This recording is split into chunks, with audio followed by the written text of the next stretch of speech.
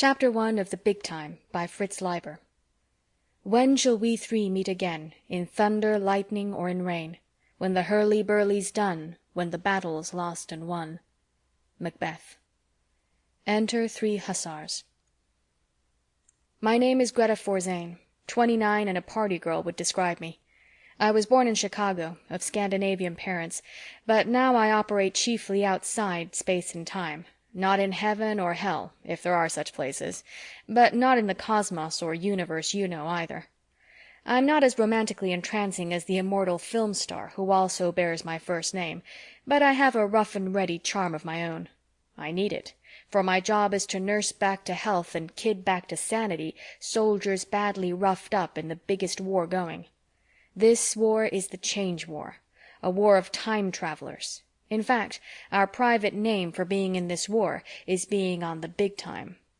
Our soldiers fight by going back to change the past, or even ahead to change the future, in ways to help our side win the final victory 1 billion or more years from now. A long killing business, believe me. You don't know about the Change War, but it's influencing your lives all the time, and maybe you've had hints of it without realizing. Have you ever worried about your memory because it doesn't seem to be bringing you exactly the same picture of the past from one day to the next? Have you ever been afraid that your personality was changing because of forces beyond your knowledge or control? Have you ever felt sure that sudden death was about to jump you from nowhere? Have you ever been scared of ghosts, not the storybook kind, but the billions of beings who were once so real and strong it's hard to believe they'll just sleep harmlessly forever? Have you ever wondered about those things you may call devils or demons, spirits able to range through all time and space, through the hot hearts of stars and the cold skeleton of space between the galaxies? Have you ever thought that the whole universe might be a crazy, mixed-up dream? If you have, you've had hints of the Change War. How I got recruited into the Change War, how it's conducted, what the two sides are, why you don't consciously know about it, what I really think about it, you'll learn in due course. The place outside the cosmos where I and my pals do our nursing job, I simply call the place. A lot of my nursing consists of amusing and humanizing soldiers fresh back from raids into time. In fact, my formal title is entertainer, and I've got my silly side, as you'll find out. My pals are 2 other gals and 3 guys from quite an assortment of times and places. We're a pretty good team, and with Sid bossing, we run a pretty good recuperation station, though we have our family troubles. But most of our troubles come slamming into the place with the beat-up soldiers, who've generally just been going through hell and want to raise some of their own. As a matter of fact, it was 3 newly arrived soldiers who started this thing I'm going to tell you about, this thing that showed me so much about myself and everything. When it started, I'd been on the big time for 1,000 sleeps and 2,000 nightmares, and working in the place for 500 1,000. This 2 nightmares routine every time you lay down your dizzy little head is rough, but you pretend to get used to it, because being on the big time is supposed to be worth it. The place is midway in size and atmosphere between a large nightclub, where the entertainers sleep in, and a small Zeppelin hangar decorated for a party, though a Zeppelin is one thing we haven't had yet. You go out of the place, but not often if you have any sense, and if you're an entertainer like me, into the cold light of a morning filled with anything from the earlier dinosaurs to the later spacemen, who looked strangely similar except for size. Solely on doctor's orders, I have been on cosmic leave 6 times since coming to work at the place, meaning I have had 6 brief vacations, if you care to call them that, for believe me, they are busman's holidays, considering what goes on in the place all the time. The last one I spent in Renaissance Rome, where I got a crush on Cesare Borgia, but I got over it. Vacations are for the birds anyway, because they have to be fitted by the spiders into serious operations of the Change War, and you can imagine how restful that makes them. See those soldiers changing the past? You stick along with them. Don't go too far up front, though, but don't wander off either. Relax and enjoy yourself. Now, the kind of recuperation soldiers get when they come to the place is a horse of a far brighter color, simply dazzling by comparison. Entertainment is our business, and we give them a bang-up time and send them staggering happily back into action, though once in a great while something may happen to throw a wee shadow on the party. I am dead in some ways, but don't let that bother you. I am lively enough in others. If you met me in the cosmos, you would be more apt to yak with me or try to pick me up than to ask a cop to do the same or a father to douse me with holy water, unless you're one of those hard-boiled reformer types. But you're not likely to meet me in the cosmos because, bar Basin Street and the Prater, 15th century Italy and Augustan Rome, until they spoiled it, are my favorite, vacation spots, and as I have said, I stick as close to the place as I can. It is really the nicest place in the whole Change World. Crisis. I even think of it capitalized. Anywho, when this thing started, I was twiddling my thumbs on the couch nearest the piano and thinking it was too late to do my fingernails, and whoever came in probably wouldn't notice them anyway. The place was jumpy like it always is on an approach, and the gray velvet of the void around us was curdled with the uneasy lights you see when you close your eyes in the dark. Sid was tuning the maintainers for the pickup, and the right shoulder of his gold-worked gray doublet was streaked where he'd been wiping his face on it with quick ducks of his head. Beauregard was leaning as close as he could over Sid's other shoulder, one white-trousered knee neatly indenting the rose plush of the control divan, and he wasn't missing a single flicker of Sid's old fingers on the dials. Beau's co-pilot besides piano player. Beau's face had that dead blank look it must have had when every double eagle he owned, and more he didn't, were riding on the next card to be turned in the gambling saloon on one of those wedding-cake Mississippi steamboats. Doc was soused as usual, sitting at the bar with his top hat pushed back and his knitted shawl pulled around him, his wide eyes seeing whatever horrors a life in Nazi-occupied Tsarist Russia can add to being a drunk demon in the Change World. Maud, who was the old girl, and Lily, the new girl, of course, were telling the big beads of their identical pearl necklaces. You might say that all us entertainers were a bit edgy. Being demons doesn't automatically make us brave. Then the red telltale on the major maintainer went out, and the door began to darken in the void facing Sid and Beau, and I felt change winds blowing hard, and my heart missed a couple of beats. And the next thing, 3 soldiers had stepped out of the cosmos and into the place, their first 3 steps hitting the floor hard as they changed times and weights. They were dressed as officers of hussars, as we'd been advised, and praise the bonny dew, I saw that the first of them was Erich, my own dear little commandant, the pride of the von Hohenwald and the terror of the snakes. Behind him was some hard-faced Roman or other, and beside Erich, and shouldering into him as they stamped forward, was a new boy, blonde, with a face like a Greek god who's just been touring a Christian hell. They were uniformed exactly alike in black, shakos, fur-edged pelisses, boots, and so forth, with white skull emblems on the shakos. The only difference between them was that Erich had a collar on his wrist, and the new boy had a black gauntleted glove on his left hand and was clenching the mate in it, his right hand being bare, like both of Erich's and the Romans.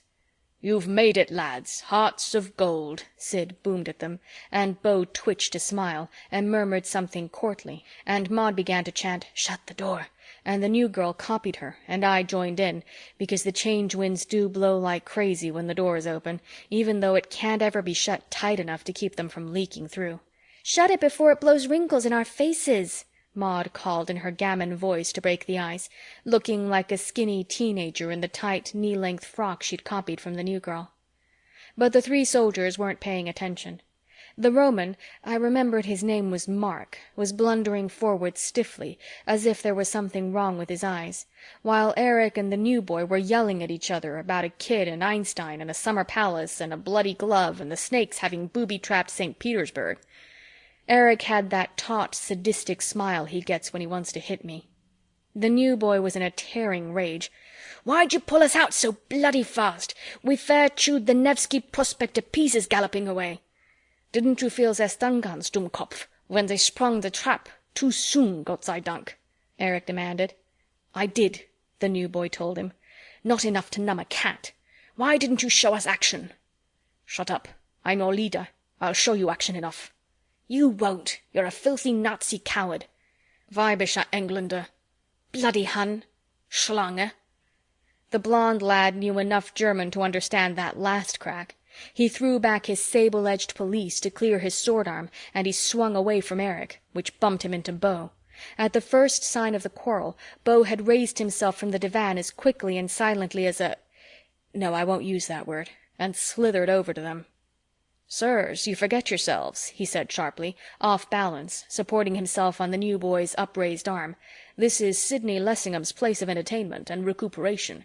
There are ladies—" With a contemptuous snarl, the new boy shoved him off and snatched with his bare hand for his saber. Beau reeled against the divan. It caught him in the shins, and he fell toward the Maintainers. Sid whisked them out of the way as if they were a couple of beach radios, simply nothing in the place is nailed down, and had them back on the coffee table before Beau hit the floor. Meanwhile, Erich had his saber out and had parried the new boy's first wild slash and lunged in return, and I heard the scream of steel and the rutch of his boot on the diamond-studded pavement. Beau rolled over and came up, pulling from the ruffles of his shirt bosom a derringer I knew was some other weapon in disguise, a stun gun or even an atropos. Besides scaring me damp for Erich and everybody, that brought me up short. Us entertainers' nerves must be getting as naked as the soldiers', probably starting when the Spiders canceled all cosmic leaves 20 sleeps back. Sid shot Beau his look of command, rapped out, "I'll handle this, you whoreson firebrand," and turned to the minor Maintainer. I noticed that the telltale on the Major was glowing a reassuring red again, and I found a moment to thank Mama Devi that the door was shut. Maud was jumping up and down, cheering I don't know which, nor did she, I bet, and the new girl was white, and I saw that the sabers were working more businesslike. Erich's flicked again, and came away from the blonde lad's cheek, spilling a couple of red drops. The blonde lad lunged fiercely, Erich jumped back, and the next moment they were both floating helplessly in the air, twisting like they had cramps. I realized quick enough that Sid had shut off gravity in the door and store sections of the place, leaving the rest of us firm on our feet in the refresher and surgery sectors. The place has sectional gravity to suit our extraterrestrial buddies. Those crazy ETs sometimes come whooping in for recuperation in very mixed batches. From his central position, Sid called out, kindly enough, but taking no nonsense, "All right, lads. You've had your fun. Now sheathe those swords." For a second or so, the two black hussars drifted and contorted. Erich laughed harshly and neatly obeyed. The commandant is used to freefall. The blonde lad had stopped writhing, hesitated while he glared upside down at Erich, and managed to get his saber into its scabbard, although he turned a slow somersault doing it. Then Sid switched on their gravity, slow enough so they wouldn't get sprained landing. Erich laughed, lightly this time, and stepped out briskly towards us. He stopped to clap the new boy firmly on the shoulder and look him in the face. "So now you get a good scar," he said.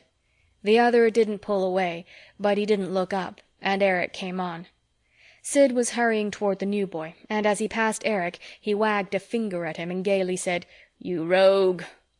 Next thing, I was giving Erich my man your home hug, and he was kissing me and cracking my ribs and saying Liebchen, Doppchen, which was fine with me, because I do love him, and I'm a good lover and as much a doubleganger as he is. We had just pulled back from each other to get a breath, his blue eyes looked so sweet in his worn face, when there was a thud behind us. With the snapping of the tension, Doc had fallen off his bar stool, and his top hat was over his eyes. As we turned to chuckle at him, Maud squeaked, and we saw that the Roman had walked straight up against the void and was marching along there steadily without gaining a foot, like it does happen, his black uniform melting into that inside-your-head gray. Maud and Beau rushed over to fish him back, which can be tricky. The thin gambler was all courtly efficiency again. Sid supervised from a distance. "What's wrong with him?" I asked Erich. He shrugged. "Overdue for change shock. And he was nearest the stun guns. His horse almost threw him. Mein Gott, you should have seen St. Petersburg, Liebchen. The Nevsky Prospect, the canals flying by like reception carpets of blue sky, a cavalry troop in blue and gold that blundered across our escape, fine women in furs and ostrich plumes, a monk with a big tripod and his head under a hood. It gave me the horrors, seeing all those zombies flashing past and staring at me in that sick, unawakened way they have, and knowing that some of them, say the photographer, might be snakes." Our side in the Change War is the Spiders, the other side is the Snakes, though all of us, Spiders and Snakes alike, are doublegangers and demons too, because we're cut out of our lifelines in the cosmos. Your lifeline is all of you from birth to death. We're doppelgangers because we can operate both in the cosmos and outside of it, and demons because we act reasonably alive while doing so, which the ghosts don't.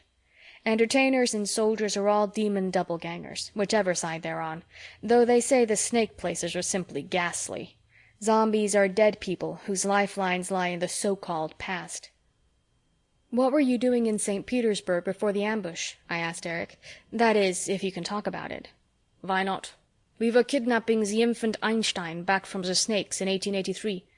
Yes, the Snakes got him, Liebchen, only a few sleeps back, endangering the West's whole victory over Russia. Which gave your dear little Hitler the world on a platter for 50 years, and got me loved to death by your sterling troops in the liberation of Chicago.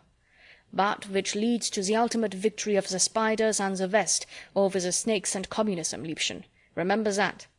Anyway, our counter-snatch didn't work.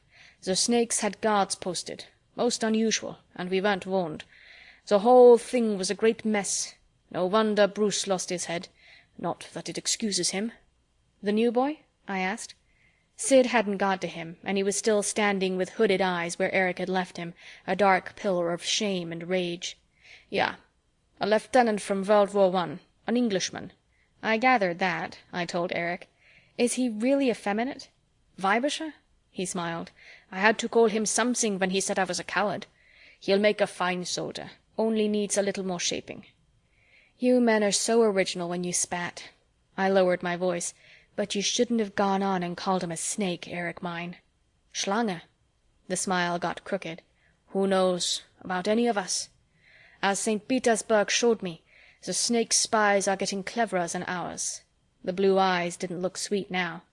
Are you, Liebchen, really nothing more than a good loyal spider? Eric! All right, I went too far. With Bruce and with you too. We're all hacked these days, riding with one leg over the breaking edge. Maud and Beau were supporting the Roman to a couch, Maud taking most of his weight, with Sid still supervising and the new boy still sulking by himself. The new girl should have been with him, of course, but I couldn't see her anywhere, and I decided she was probably having a nervous breakdown in the refresher, the little jerk.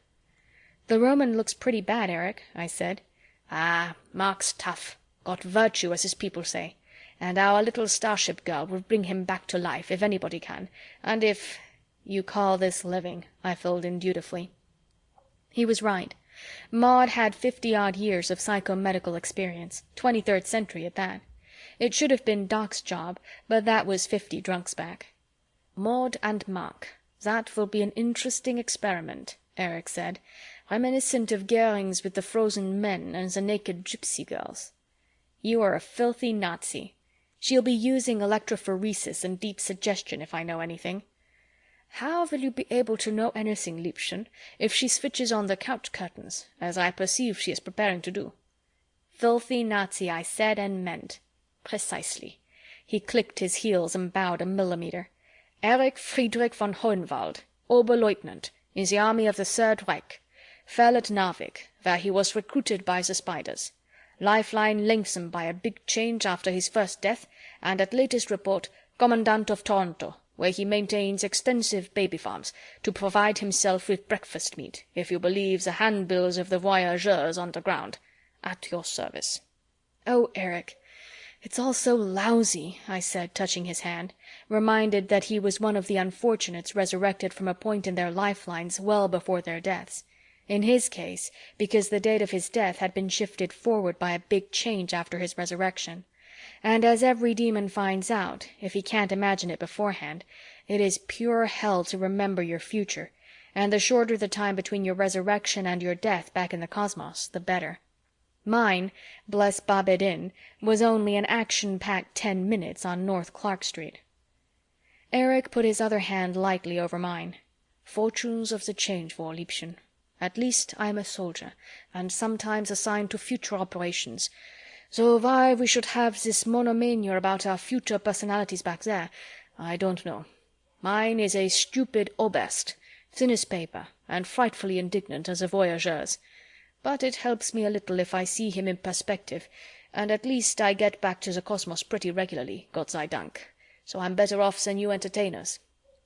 I didn't say aloud that a changing cosmos is worse than none, but I found myself sending a prayer to the bonny dew for my father's repose, that the change winds would blow lightly across the lifeline of Anton A. Forzane, professor of physiology, born in Norway and buried in Chicago.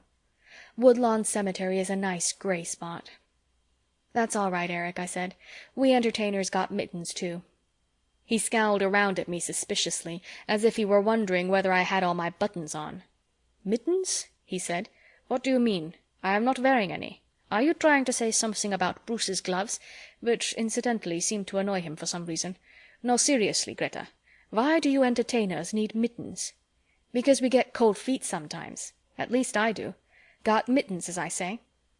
A sickly light dawned in his Prussian puss. He muttered, "Gott mittens, Gott mit uns, God with us," and roared softly, "Greta, I don't know how I put up with you, the way you murder a great language for cheap laughs." "You've got to take me as I am," I told him, "mittens and all, thank the bonny dew," and hastily explained, "That's French. Le bon Dieu, the good God, don't hit me. I'm not going to tell you any more of my secrets." He laughed feebly, like he was dying. "Cheer up," I said. "I won't be here forever, and there are worse places than the place." He nodded grudgingly, looking around. "You know what, Greta? If you'll promise not to make some dreadful joke out of it. On operations, I pretend I'll soon be going backstage to court the world-famous ballerina, Greta Forzane." He was right about the backstage part. The place is a regular theater in the round, with the void for an audience. The void's gray hardly disturbed by the screens masking surgery, refresher and stores. Between the last two are the bar and kitchen and Beau's piano. Between surgery and the sector where the door usually appears are the shelves and taborets of the art gallery. The control divan is stage center. Spaced around at a fair distance are 6 big low couches, one with its curtains now shooting up into the gray, and a few small tables. It is like a ballet set, and the crazy costumes and characters that turn up don't ruin the illusion. By no means. Diaghilev would have hired most of them for the Ballet Russe on first sight without even asking them whether they could keep time to music. End of Chapter 1. Chapter 2. Last week in Babylon, last night in Rome. Hodgson. A right-hand glove. Beau had gone behind the bar and was talking quietly at Doc, but with his eyes elsewhere, looking very sallow and professional in his white, and I thought, "Damballa, I'm in the French Quarter." I couldn't see the new girl. Sid was at last getting to the new boy after the fuss about Mark.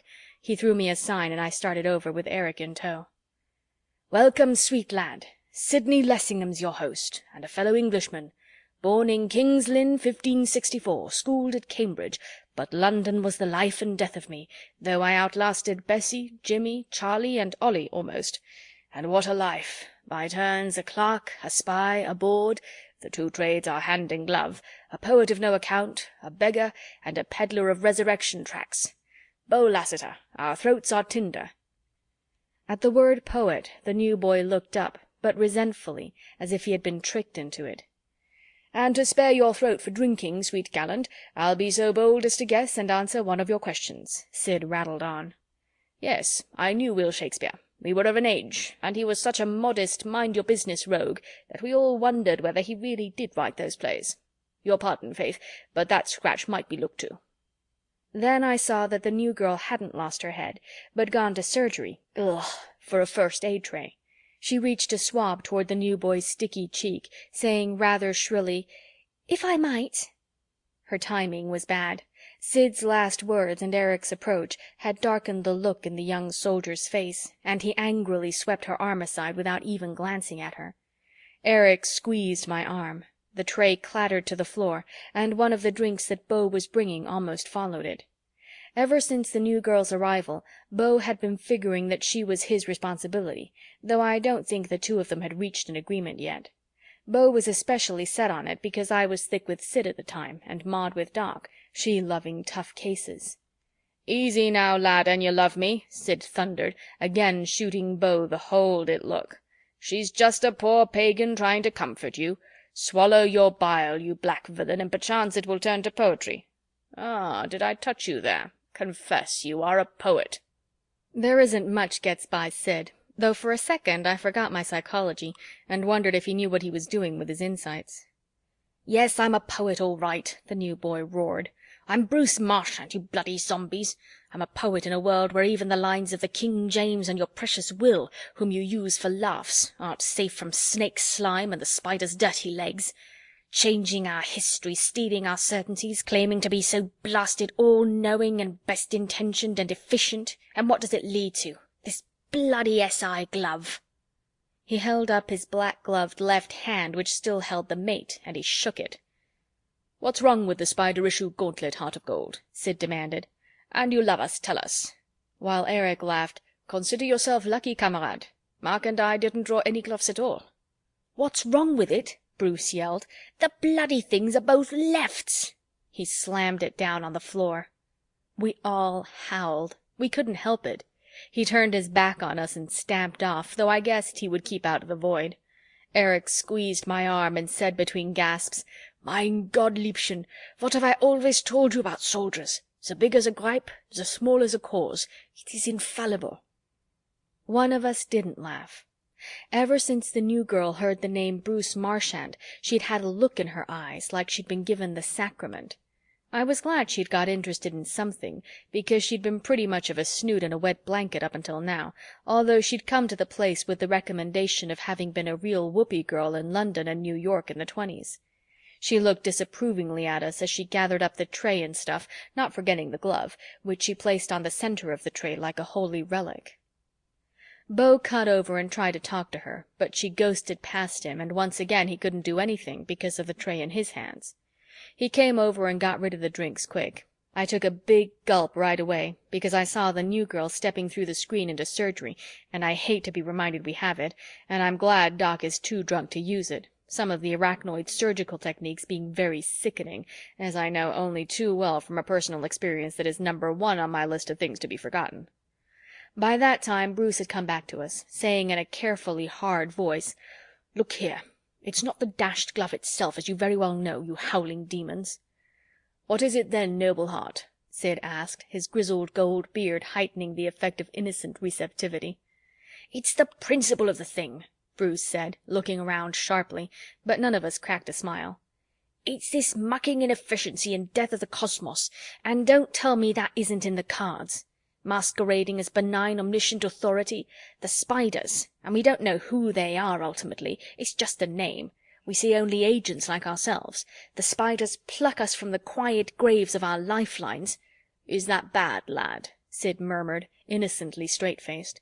"And resurrect us if they can, and then tell us we must fight another time-traveling power called the Snakes, just a name, too, which is bent on perverting and enslaving the whole cosmos, past, present, and future." "And isn't it, lad?"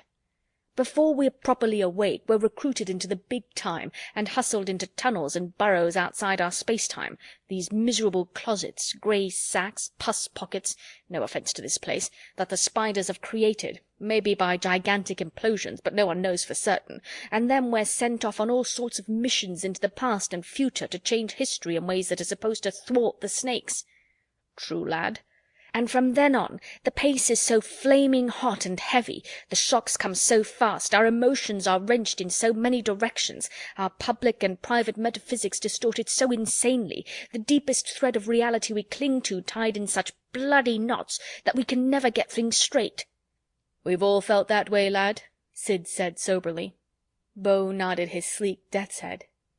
"You should have seen me, camarade, my first 50 sleeps," Eric put in, while I added, "Us girls too, Bruce." "Oh, I know I'll get hardened to it, and don't think I can't. It's not that," Bruce said harshly. "And I wouldn't mind the personal confusion, the mess it's made of my spirit. I wouldn't even mind remaking history and destroying priceless, once called imperishable beauties of the past, if I felt it were for the best. The spiders assure us that to thwart the Snakes, it is all important that the West ultimately defeat the East. But what have they done to achieve this? I'll give you some beautiful examples. To stabilize power in the early Mediterranean world, they have built up Crete at the expense of Greece, making Athens a ghost city, Plato a trivial fabulist, and putting all Greek culture in a minor key." "You got time for culture?" I heard myself say, and I clapped my hand over my mouth in gentle reproof. "But you remember the dialogues, lad," Sid observed, "and rail not at Crete. I have a sweet Keftian friend." "For how long will I remember Plato's dialogues? And who after me?" Bruce challenged. "Here's another. The Spiders want Rome powerful, and to date they've helped Rome so much that she collapses in a blaze of German and Parthian invasions a few years after the death of Julius Caesar." This time it was Beau who butted in. Most everybody in the place loves these bull sessions. "You omit to mention, sir, that Rome's newest downfall is directly due to the unholy triple alliance the Snakes have fomented between the Eastern classical world, Mohammedanized Christianity, and Marxist communism, trying to pass the torch of power futurewards by way of Byzantium and the Eastern Church without ever letting it pass into the hands of the Spider West. That, sir, is the Snake's 3,000-year plan which we are fighting against, striving to revive Rome's glories." "Striving is the word for it," Bruce snapped. "Here's yet another example. To beat Russia, the Spiders kept England and America out of World War II, thereby ensuring a German invasion of the New World and creating a Nazi empire stretching from the salt mines of Siberia to the plantations of Iowa, from Nizhny Novgorod to Kansas City." He stopped, and my short hairs prickled. Behind me someone was chanting in a weird, spiritless voice, like footsteps in hard snow. "Salz, Salz, bringe Salz, kein Peitsch, gnädige Herren, Salz, Salz, Salz." I turned, and there was Doc waltzing toward us with tiny little steps, bent over so low that the ends of his shawl touched the floor, his head crooked up sideways and looking through us. I knew then, but Erich translated softly, "Salt, salt, I bring salt, no whip, merciful sirs." He is speaking to my countrymen in their language. Doc had spent his last months in a Nazi-operated salt mine. He saw us and got up, straightening his top hat very carefully. He frowned hard while my heart thumped half a dozen times. Then his face slackened. He shrugged his shoulders and muttered, "Nishevo." "And it does not matter, sir," Beau translated, but directing his remark at Bruce. "True. Great civilizations have been dwarfed or broken by the Change War, but others, once crushed in the bud, have bloomed. In the 1870s, I traveled a Mississippi that had never known Grant's gunboats. I studied piano, languages, and the laws of chance under the greatest European masters at the University of Vicksburg." "And you think your pipsqueak steamboat culture is compensation for—" Bruce began, but— "Prithee, none of that, lad," Sid interrupted smartly. "Nations are as equal as so many madmen or drunkards, and I'll drink dead drunk the man who disputes me. Hear reason. Nations are not so puny as to shrivel and vanish at the first tampering with their past. No, nor with the 10th. Nations are monsters, boy, with guts of iron and nerves of brass. Waste not your pity on them." "True indeed, sir," Beau pressed, cooler and keener for the attack on his Greater South. "Most of us enter the Change War with the false metaphysic that the slightest change in the past, a grain of dust misplaced, will transform the whole future. It is a long while before we accept with our minds as well as our intellects the law of the conservation of reality, that when the past is changed, the future changes barely enough to adjust, barely enough to admit the new data. The change winds meet maximum resistance always. Otherwise, the first operation in Babylonia would have wiped out New Orleans, Sheffield, Stuttgart, and Maud Davies' birthplace on Ganymede. Note how the gap left by Rome's collapse was filled by the imperialistic and Christianized Germans. Only an expert demon historian can tell the difference in most ages between the former Latin and the present Gothic Catholic Church.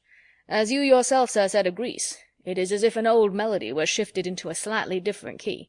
In the wake of a big change, cultures and individuals are transposed, it's true, yet in the main they continue much as they were, except for the usual scattering of unfortunate but statistically meaningless accidents."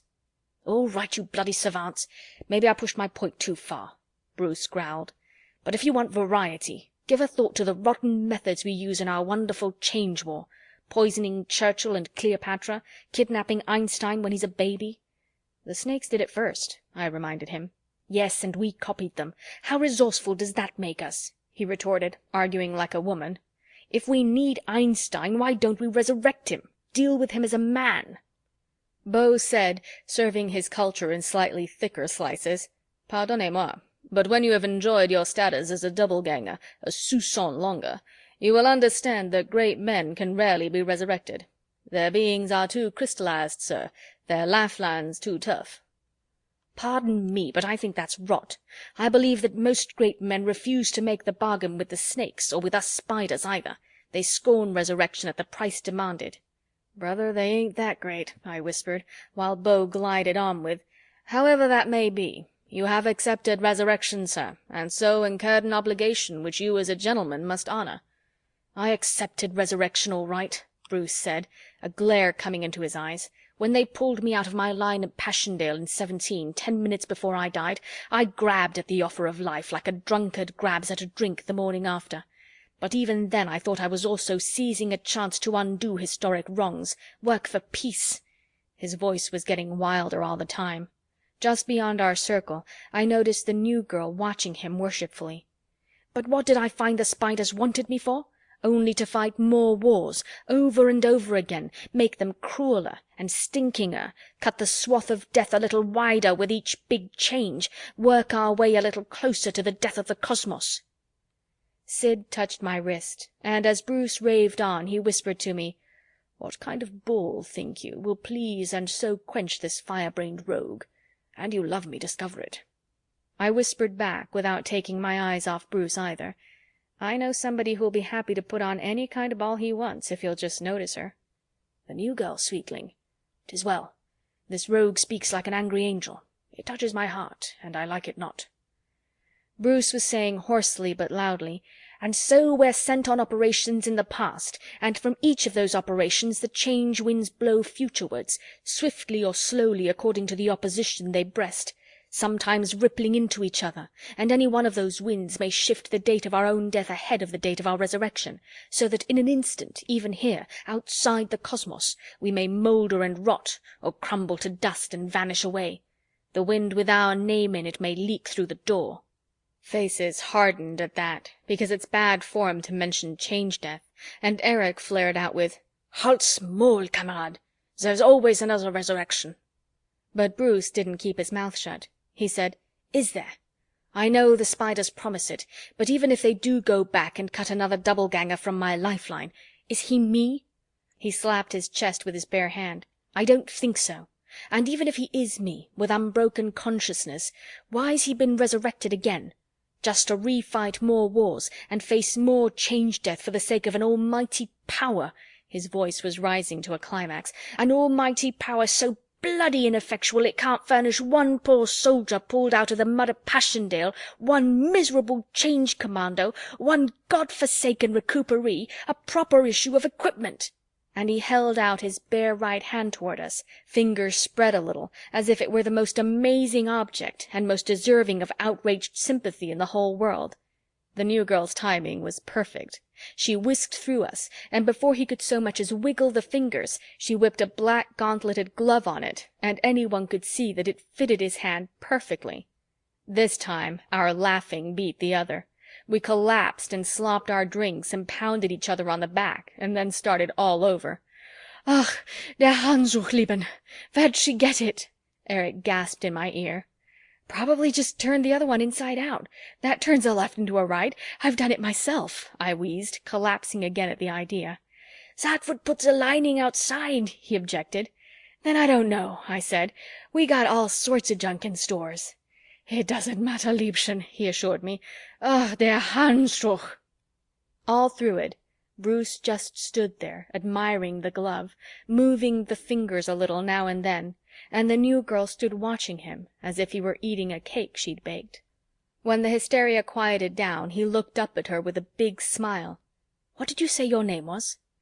"Lily," she said, and believe you me, she was Lily to me even in my thoughts from then on, for the way she'd handled that lunatic. "Lillian Foster," she explained. "I'm English also. Mr. Marchant, I've read A Young Man's Fancy I don't know how many times." "You have? It's wretched stuff. From the Dark Ages. I mean, my Cambridge days. In the trenches, I was working up some poems that were rather better." "I won't hear you say that, but I'd be terribly thrilled to hear the new ones. Oh, Mr. Marchant, it was so strange to hear you call it Passchendaele." Why, if I may ask? Because that's the way I pronounce it to myself, but I looked it up, and it's more like Paskendale. Bless you. All the Tommies call it Passchendaele, just as they called Ypres Wipers. How interesting. You know, Mr. Marchant, I'll wager we were recruited in the same operation, summer of 1917. I'd got to France as a Red Cross nurse, but they found out my age and were going to send me back. How old were you? Are you? Same thing, I mean to say. 17. 17 and 17, Bruce murmured, his blue eyes glassy. It was real corny dialogue, and I couldn't resent the humorous leer Eric gave me as we listened to them, as if to say, "Ain't it nice, Liebchen? Bruce has a silly little English schoolgirl to occupy him between operations."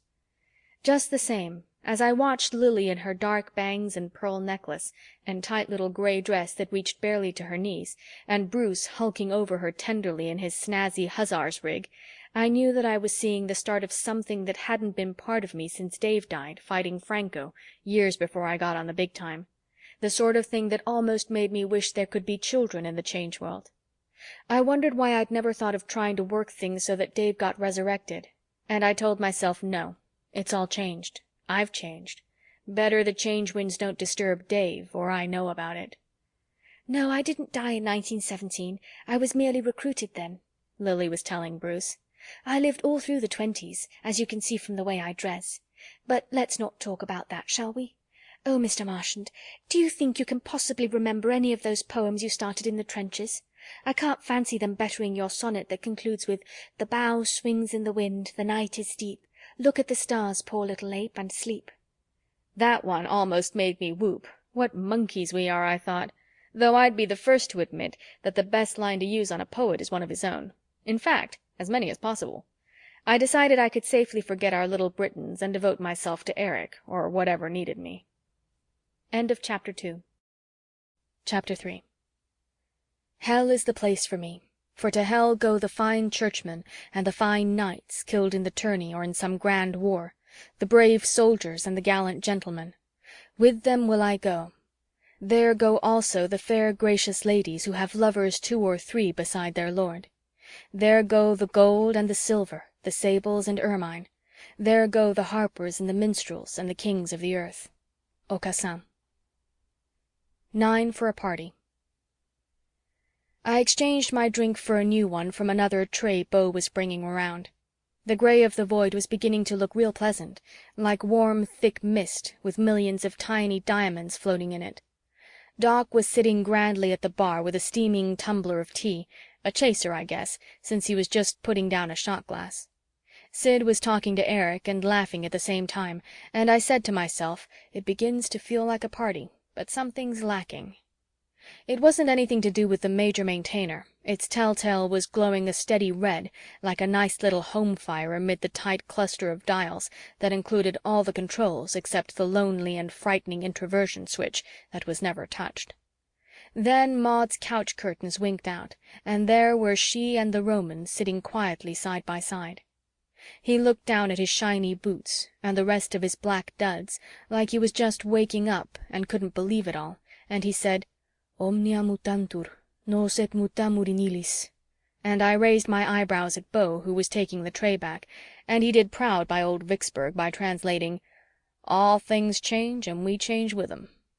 Then Mark slowly looked around at us, and I can testify that a Roman smile is just as warm as any other nationality, and he finally said, "We are 9, the proper number for a party. The couches too. It is good." Maud chuckled proudly, and Eric shouted, "Welcome back from the void, Kamerad."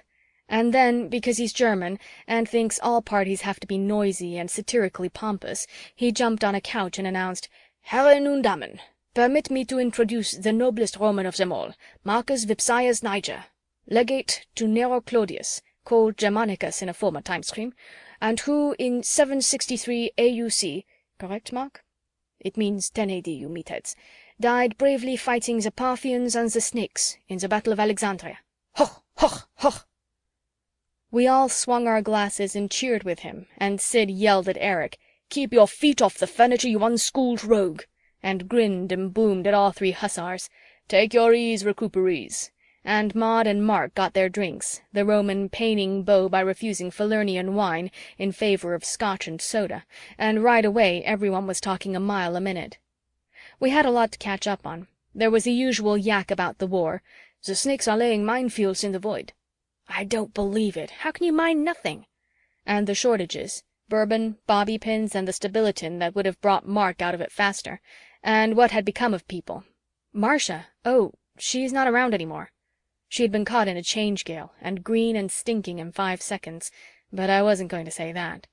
And Mark had to be told about Bruce's glove, which convulsed us all over again, and the Roman remembered a legionary who had carried a gripe all the way to Octavius because he'd accidentally been issued the unbelievable luxury item sugar instead of the usual salt, and Eric asked Sid if he had any new ghost girls in stock, and Sid sucked his beard like the old goat he is. Dost thou ask me, lusty Allemande? Nay, there are several great beauties, amongst them an Austrian countess from Strauss's Vienna, and if it were not for Sweetling here, I poked a finger in Eric's chest between 2 of the bright buttons with their tiny death's heads. You, my little Hohenwald, are a menace to us real girls. You have too much of a thing about the unawakened ghost kind. He called me his little demon and hugged me a bit too hard to prove it wasn't so, and then he suggested we show Bruce the art gallery. I thought this was a real brilliant idea, but when I tried to argue him out of it, he got stubborn. Bruce and Lily were willing to do anything anyone wanted them to, though not so willing to pay any attention while doing it. The saber cut was just a thin red line on his cheek. She'd washed away all the dried blood. The gallery gets you, though. It's a bunch of paintings and sculptures, and especially odd knickknacks, all made by soldiers recuperating here, and a lot of them telling about the Change War from the stuff they're made of. Brass cartridges, flaked flint, bits of ancient pottery glued into futuristic shapes, mashed up Incan gold rebeaten by a Martian, whirls of beady Lunan wire, a picture in tempera on a crinkle-cracked thick round of quartz that had filled a starship porthole, a Sumerian inscription chiseled into a brick from an atomic oven. There are a lot of things in the gallery, and I can always find some I haven't ever seen before. It gets you, as I say, thinking about the guys that made them and their thoughts and the far times and places they came from, and sometimes when I'm feeling low, I'll come and look at them so I'll feel still lower and get inspired to kick myself back into a good temper. It's the only history of the place there is, and it doesn't change a great deal, because the things in it and the feelings that went into them resist the change winds better than anything else. Right now, Eric's witty lecture was bouncing off the big ears I hide under my page boy bob, and I was thinking how awful it is that for us there's not only change, but change. You don't know from one minute to the next whether a mood or idea you've got is really new or just welling up into you because the past has been altered by the spiders or snakes. Change winds can blow not only death, but anything short of it, down to the featheriest fancy. They blow thousands of times faster than time moves, but no one can say how much faster, or how far one of them will travel, or what damage it'll do, or how soon it'll damp out. The big time isn't the little time. And then, of course, for the demons, there's the fear that our personality will just fade, and someone else climb into the driver's seat, and us not even know. Of course, we demons are supposed to be able to remember through change, and in spite of it. That's why we are demons, and not ghosts like the other doublegangers, or merely zombies or unborn, and nothing more. And as Beau truly said, there aren't any great men among us, and blamed few of the masses either. We're a rare sort of people, and that's why the spiders have to recruit us where they find us, without caring about our previous knowledge and background. A foreign legion of time, a strange kind of folk, bright but always in the background, with built-in nostalgia and cynicism, as adaptable as Centaurian shape-changers, but with memories as long as a Lunan's 6 arms. A kind of change people, you might say, the cream of the damned.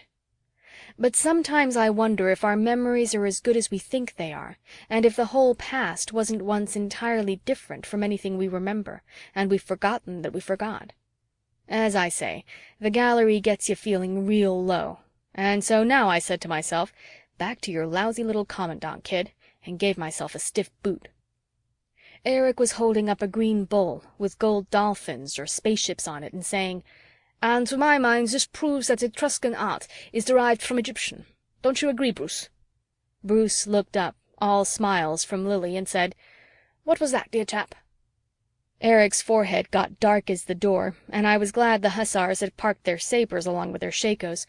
But before he could even get out a Jerry cussword, Doc breezed up in that plateau state of drunkenness so like hypnotized sobriety, moving as if he were on a dolly, ghosted the bowl out of Eric's hand, said, "A beautiful specimen of middle systemic Venusian.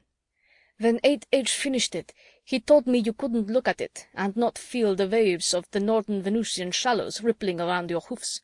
But it might look better inverted. I wonder. Who are you, young officer?" "Nishevo." And he carefully put the bowl back on its shelf and rolled on. It's a fact that Doc knows the art gallery better than any of us, really by heart, he being the oldest inhabitant, though he maybe picked a bad time to show off his knowledge. Eric was going to take out after him, but I said, "Nix, kamerad, remember gloves and sugar," and he contented himself with complaining, "That Nishevo, it's so gloomy and hopeless. Ungeheuerlich. I tell you, Liebchen, they shouldn't have Russians working for the Spiders, not even as entertainers." I grinned at him and squeezed his hand. "Not much entertainment in Doc these days, is there?" I agreed. He grinned back at me a shade sheepishly, and his face smoothed, and his blue eyes looked sweet again for a second, and he said, "I shouldn't want to claw out at people that way, Greta, but at times I am just a jealous old man." Which is not entirely true, as he isn't a day over 33, although his hair is nearly white. Our lovers had drifted on a few steps until they were almost fading into the surgery screen. It was the last spot I would have picked for the formal preliminaries to a little British smooching, but Lily probably didn't share my prejudices, though I remembered she'd told me she'd served a brief hitch in an arachnoid field hospital before being transferred to the place. But she couldn't have had anything like the experience I'd had during my short and sour career as a spider nurse, when I'd acquired my best-hated nightmare and flopped completely, job-wise but on the floor too, at seeing a doctor flick a switch and a being, badly injured but human, turn into a long cluster of glistening strange fruit. Ugh, it always makes me want to toss my cookies and my buttons. And to think that dear old Daddy Anton wanted his Greta child to be a doctor. Well, I could see this wasn't getting me anywhere I wanted to go, and after all, there was a party going on. Doc was babbling something at a great rate to Sid. I just hoped Doc wouldn't get inspired to go into his animal imitations, which sound pretty fierce and once seriously offended some recuperating ETs. Maud was demonstrating to Mark a 23rd century two-step, and Beau sat down at the piano and improvised softly on her rhythm. As the deep thrumming, relaxing notes hit us, Eric's face brightened and he dragged me over. Pleasantly soon I had my feet off the diamond rough floor, which we don't carpet because most of the ETs, the dear boys, like it hard, and I was shouldering back deep into the couch nearest the piano, with cushions all around me and a fresh drink in my hand, while my Nazi boyfriend was getting ready to discharge his Weltschmerz, a song, which didn't alarm me too much, as his baritone is passable. Things felt real good. Like the Maintainer was just idling to keep the place in existence and moored to the cosmos, not exerting itself at all, or at most taking an occasional lazy paddle stroke. At times, the place's loneliness can be happy and comfortable. Then Beau raised an eyebrow at Eric, who nodded, and next thing, they were launched into a song we all know, though I've never found out where it originally came from.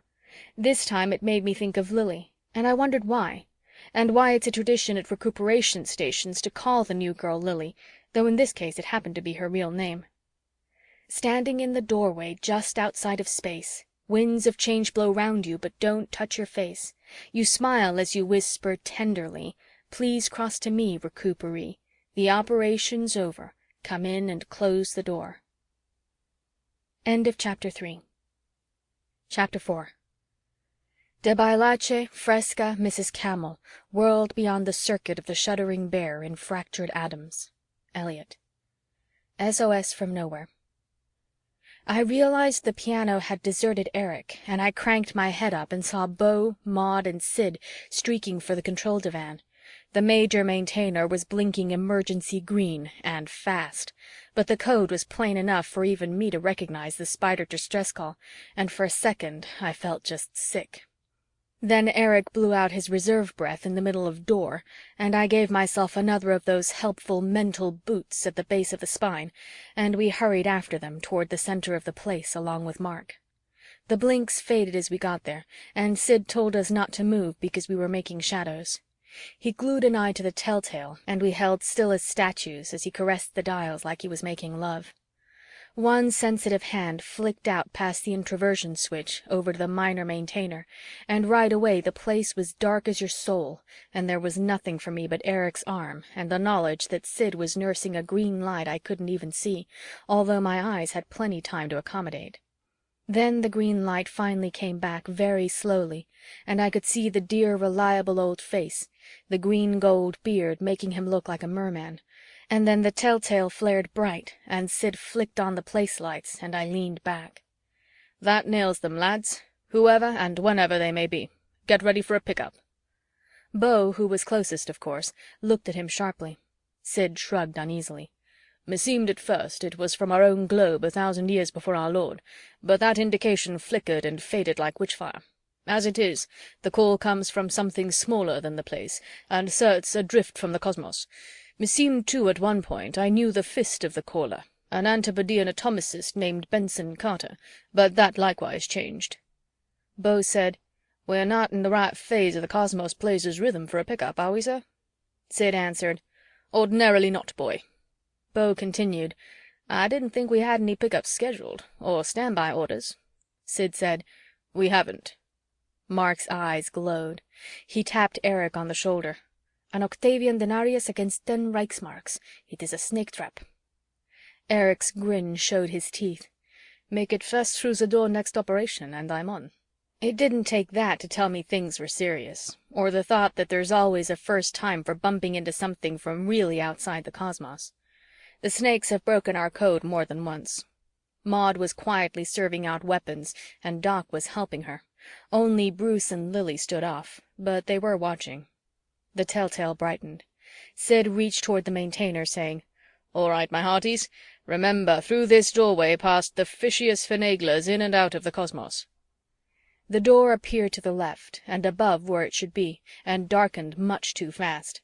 There was a gust of stale salt sea wind, if that makes sense, but no stepped-up changed winds I could tell. And I had been bracing myself against them. The door got inky, and there was a flicker of gray fur whips, and a flash of copper flesh and gilt, and something dark, and a clump of hooves, and Eric was sighting a stun gun across his left forearm, and then the door had vanished like that, and a tentacled silvery Lunan and a Venusian satyr were coming straight toward us.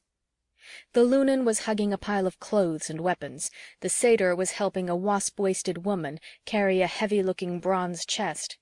The woman was wearing a short skirt and high-collared bolero jacket of leather so dark brown it was almost black. She had a 2-horned Petsofa hairdress and was boldly gilded here and there, and wore sandals and copper anklets and wristlets, one of them a copper-plated collar, and from her wide copper belt hung a short-handled double-headed axe. She was dark-complexioned, and her forehead and chin receded, but the effect was anything but weak. She had a face like a beautiful arrowhead, and a familiar one, by golly. But before I could say Cabissia labris, Maud shrilly beat me to it with, "It's Cabby with 2 friends. Break out a couple of ghost girls."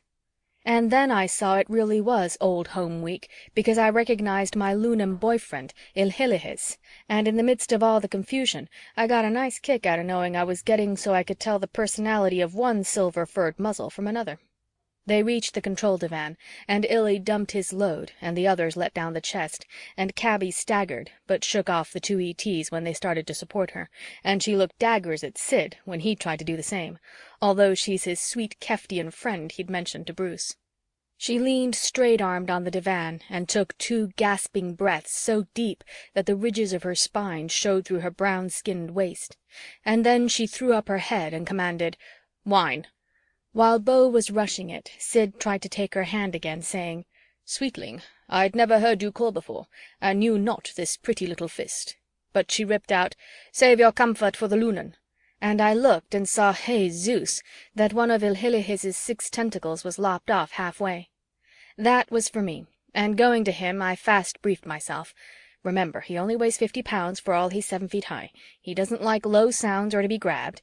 The 2 legs aren't tentacles and don't act the same. Uses them for long walks, tentacles for leaps. Uses tentacles for close vision, too, and for manipulation, of course. Extended, they mean he's at ease. Retracted, on guard or nervous. Sharply retracted, disgusted. Greeting. Just then, one of them swept across my face like a sweet-smelling feather duster, and I said, "Illy, man, it's been a lot of sleeps," and brushed my fingers across his muzzle. It still took a little self-control not to hug him, and I did reach a little cluckingly for his lopped tentacle, but he wafted it away from me, and the little voice box belted to his side squeaked, "Naughty, naughty, Papa will fix his little old self. Greta girl, ever bandaged even a Terra octopus?" I had, an intelligent one from around 250,000,000 AD, but I didn't tell him so. I stood and let him talk to the palm of my hand with one of his tentacles. I don't savvy feather talk, but it feels good, though I've often wondered who taught him English, and watched him use a couple others to whisk a sort of Lunan band-aid out of his pouch and cap his wound with it. Meanwhile, the satyr knelt over the bronze chest, which was decorated with little death's heads and crosses with hoops at the top and swastikas, but looking much older than Nazi, and the satyr said to Sid, "Quick thinking, Gov, when you saw the door coming in high and softened up gravity unwrit, but could I have smelt now?" Sid touched the minor maintainer, and we all got very light, and my stomach did a flip-flop while the satyr piled on the chest the clothes and weapons that Illy had been carrying, and pranced off with it all and carefully put it down at the end of the bar. I decided the satyr's English instructor must have been quite a character, too. Wish I'd met him. Her. It. Sid thought to ask Illy if he wanted moon-normal gravity in one sector, but my boy likes to mix, and being such a lightweight, Earth-normal gravity doesn't bother him. As he said to me once, "Would Jovian gravity bother a beetle, Greta girl?" I asked Illy about the satyr, and he squeaked that his name was Sevensea, and that he'd never met him before this operation. I knew the satyrs were from 1,000,000,000 years in the future, just as the loonies were from 1,000,000,000 in the past, and I thought, Creasidus, but it must have been a real big or emergency-like operation to have the Spiders using those two for it, with 2,000,000,000 years between them. A time difference that gives you a feeling of awe for a second, you know?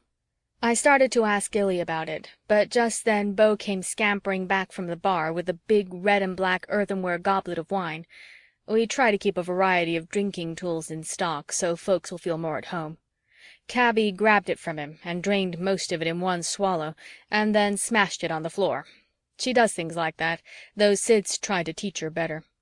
Then she stared at what she was thinking about until the white showed all around her eyes and her lips pulled way back from her teeth, and she looked a lot less human than the 2 ETs, just like a fury. Only a time traveler knows how like the wild murals and engravings of them some of the ancients can look. My hair stood up at the screech she let out. She smashed a fist into the divan and cried, "Goddess, must I see Crete destroyed, revived, and now destroyed again? It is too much for your servant." Personally, I thought she could stand anything. There was a rush of questions at what she said about Crete. I asked one of them, for the news certainly frightened me, but she shot up her arm straight for silence and took a deep breath and began.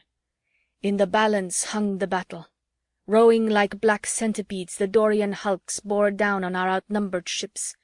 On the bright beach, masked by rocks, Sevensea and I stood by the needle gun, ready to give the black hulls silent wounds. Beside us was Ilhilihis, suited as a sea monster. But then I saw she wasn't altogether the Iron Babe, for her voice broke and she started to shake and to sob rackingly, although her face was still a mask of rage, and she threw up the wine. Sid stepped in and made her stop, which I think he'd been wanting to do all along. End of Chapter 4. Chapter 5. Whenever I take up a newspaper and read it, I fancy I see ghosts creeping between the lines. There must be ghosts all over the world. They must be as countless as the grains of the sands, it seems to me. Ibsen. Sid insists on ghost girls. My Elizabethan boyfriend put his fists on his hips and laid down the law to us as if we were a lot of nervous children who'd been playing too hard. "Look you, masters, this is a recuperation station, and I am running it as such. a plague of all operations. I care not if the frame of things disjoints, and the whole change-world goes to ruin, but you, warrior maid, are going to rest, and drink more wine slowly before you tell your tale. And your colleagues are going to be properly companioned. No questions, anyone. Beau, an you love us, give us a lively tune." Cabby relaxed a little and let him put his hand carefully against her back in token of support, and she said grudgingly, "All right, Fat Belly." Then, so help me, to the tune of the Muskrat Ramble, which I'd taught Beau, we got girls for those two ETs, and everybody properly paired up.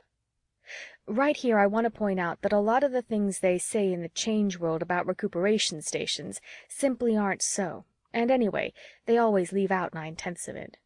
The soldiers that come through the door are looking for a good time, sure, but they're hurt real bad too, every one of them, deep down in their minds and hearts, if not always in their bodies, or so you can see right away.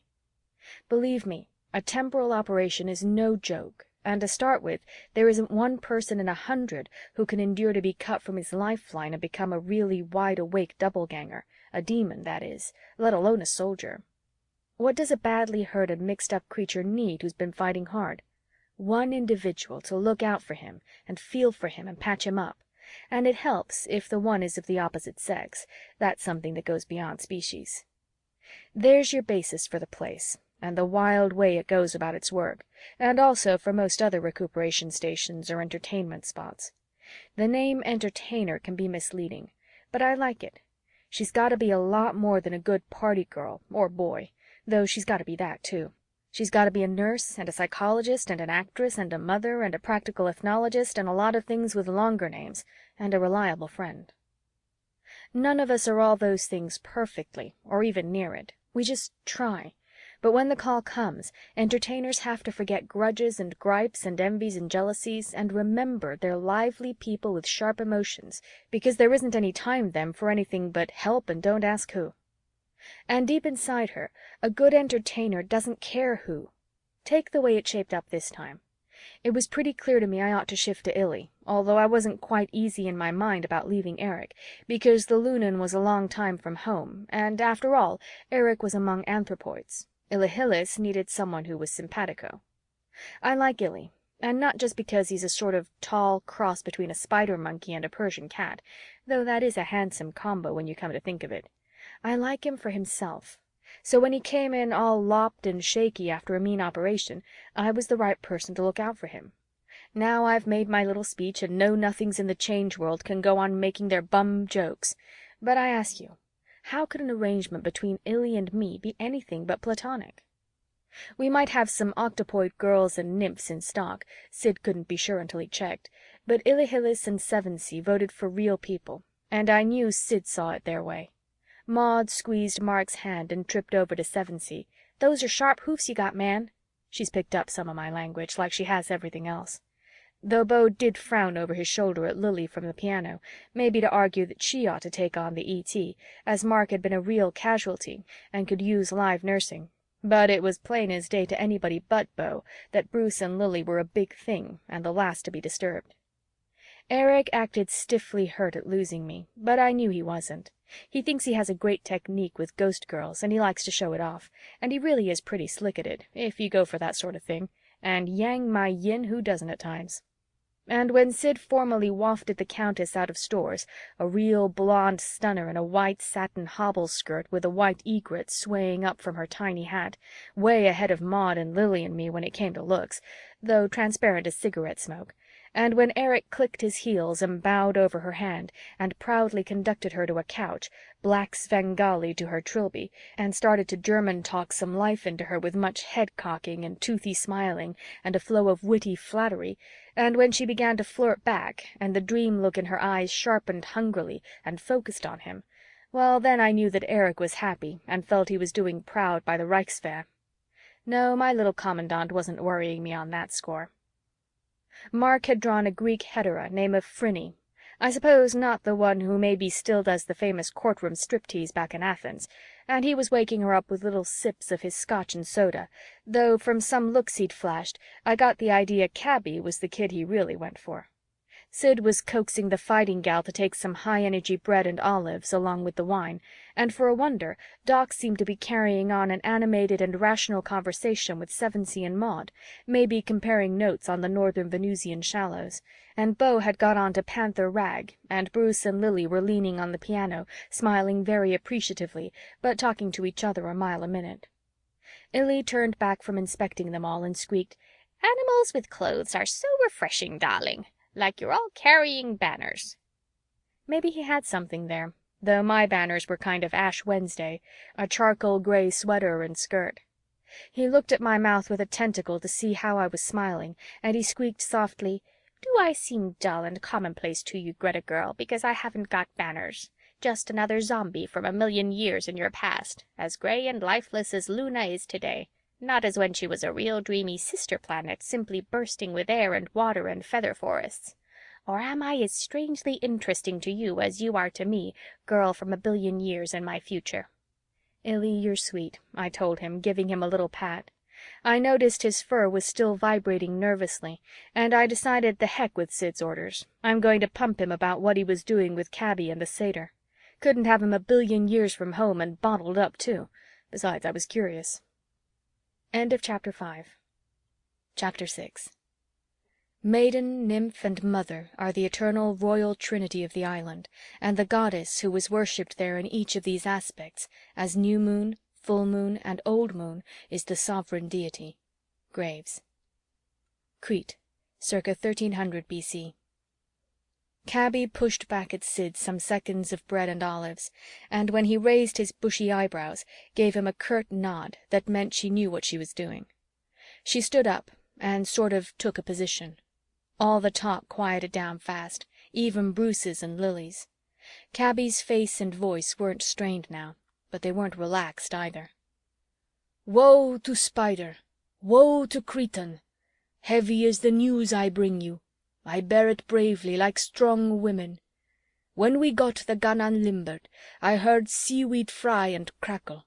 We three leapt behind the rock wall, saw our gun grow white as sunlight in a heat ray of the serpents. Natch, we feared we were outnumbered, and I called upon my caller." I don't know how she does it, but she does, in English too. That is, when she figures she's got something important to report, and maybe she needs a little time to get ready. Beau claims that all the ancients fit their thoughts into measured lines as naturally as we pick a word that will do, but I'm not sure how good the Vicksburg language department is. Though why I should wonder about things like that when I've got Cabby spouting the stuff right in front of me, I don't know. "But I didn't die there, kiddos. I still hoped to hurt the Greek ships, maybe with the Snake's own heat gun. So I quick tried to outflank them. My two comrades crawled beside me. They are males, but they have courage. Soon we spied the ambush setters. They were snakes, and they were many, filthily disguised as Cretans." There was an indignant murmur at this, for our cutthroat change war has its code, the soldiers tell me. Being an entertainer, I don't have to say what I think. "They had seen us when we saw them," Cabby swept on, "and they loosed a killing volley. Heat and knife rays stuck about us in a storm of wind and fire, and the Lunan lost a feeler, fighting for Crete's triple goddess. So we dodged behind a sandhill, steered our flight back toward the water. It was awful what we saw there. Crete's brave ships, all sunk or sinking, blue sky sullied by their death smoke. Once again the Greeks had licked us, aided by the filthy serpents. Round our wrecks their black ships scurried like black beetles, filth their diet. Yet this day they dine on heroes. On the quiet sunlit beach there I could feel a change gale blowing, working changes deep inside me, aches and pains that were a stranger's. Half my memories were doubled, half my lifeline crooked and twisted, 3 new moles upon my sword hand. Goddess, goddess, triple goddess." Her voice wavered, and Sid reached out a hand, but she straightened her back. "Triple goddess, give me courage to tell everything that happened. We ran down into the water, hoping to escape by diving. We had hardly gotten under when the heat rays hit above us. turning all the cool green surface to a roaring white inferno. But as I believe I told you, I was calling on my caller, and the door now opened to us, deep below the deadly steam clouds. We dived in like frightened minnows, and a lot of water with us. Off Chicago's Gold Coast, Dave once gave me a lesson in skin diving, and remembering it, I got a flash of Cabby's door in the dark depths. For a moment all was chaos. Then the door slammed shut behind us. We'd been picked up in time's nick by an express room of our spiders, sloshing 2 feet deep in water, much more cramped for space than this place. It was manned by a magician, an old coot named Benson Carter. He dispelled the water quickly and reported on his caller. We'd got dry, were feeling human. Illy here had shed his swimsuit when we looked at the maintainer. It was glowing, changing, melting, and when Benson Carter touched it, he fell backward. Death was in him. Then the void began to darken, narrow, shrink and close around us, so I called upon my caller, without wasting time, let me tell you. We can't say for sure what it was slowly squeezed that sweet express room, but we fear the dirty snakes have found a way to find our places and attack outside the cosmos. Found the spider web that links us in the void's grey less than nothing. No murmur this time. This reaction was genuine. We'd been hit where we lived, and I could see everybody was scared as sick as I was. Except maybe Bruce and Lily, who were still holding hands and beaming gently. I decided they were the kind that love makes brave, which it doesn't do to me. It just gives me 2 people to worry about. "I can see you dig our feelings," Cabby continued. "This thing scared the pants off of us. If we could have, we'd have even introverted the maintainer, broken all the ties that bind us, chanced it incommunicado. But the little old maintainer was a seething red-hot puddle filled with bubbles big as handballs. We sat tight and watched the void close. I kept calling on my caller." I squeezed my eyes shut, but that made it easier to see the 3 of them with the void shutting down on them. Was ours still behaving? Yes, Bibby Miriam. Poetry or no poetry, it got me. Benson Carter, lying down, also thought the snakes had done it, and he knew that death was in him, so he whispered me his mission, giving me precise instructions, how to press the 7 death's hands, starting lock-side counterclockwise. 1, 3, 5, 6, 2, 4, 7. Then you have a half an hour. After you have pressed the 7, do not monkey with the buttons. Get out fast and don't stop moving. I wasn't getting this part, and I couldn't see that anyone else was, though Bruce was whispering to Lily. I remembered seeing skulls engraved on the bronze chest. I looked at Illy, and he nodded a tentacle and spread 2 to say, I guessed, that yes, Benson Carter had said something like that, but no, Illy didn't know much about it. "All these things and more," he whispered, Cabby went on, with the last gasps of his life force, telling all his secret orders. For he'd not been sent to get us. He was on a separate mission when he heard my SOS. Sid, it's you he was to contact, as the first leg of his mission. Pick up from you 3 black hussars, death's head demons, daring soldiers, then to wait until the place's next match rhythm with the cosmos, matter of 2 mealtimes barely, and to tune in northern Egypt in the age of the last Caesar, in the year of Rome's swift downfall, there to start an operation in a battle near a city named for Thrace's Alexander, there to change the course of battle, blow sky-high the stinking serpents, all their agents, all their zombies. Goddess pardon, now I savvy how you've guided my least footstep, when I thought you'd gone and left me for I flubbed your 3 moles signal. We've found Sid's place, that's the first leg, and I see the 3 black hussars, and we've brought with us the weapon and the Parthian disguises, salvaged from the doomed express room when your door appeared in time's nick, and the room around us closing, spewed us through before it vanished with the corpse of Benson Carter. Triple Goddess, draw the milk now from the womanhood I flaunt here, and inject the blackest hatred.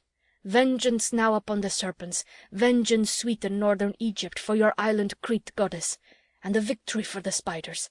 Goddess, goddess, we can swing it." The roar that made me try to stop my ears with my shoulders didn't come from Cabby. She'd spoken her piece, but from Sid.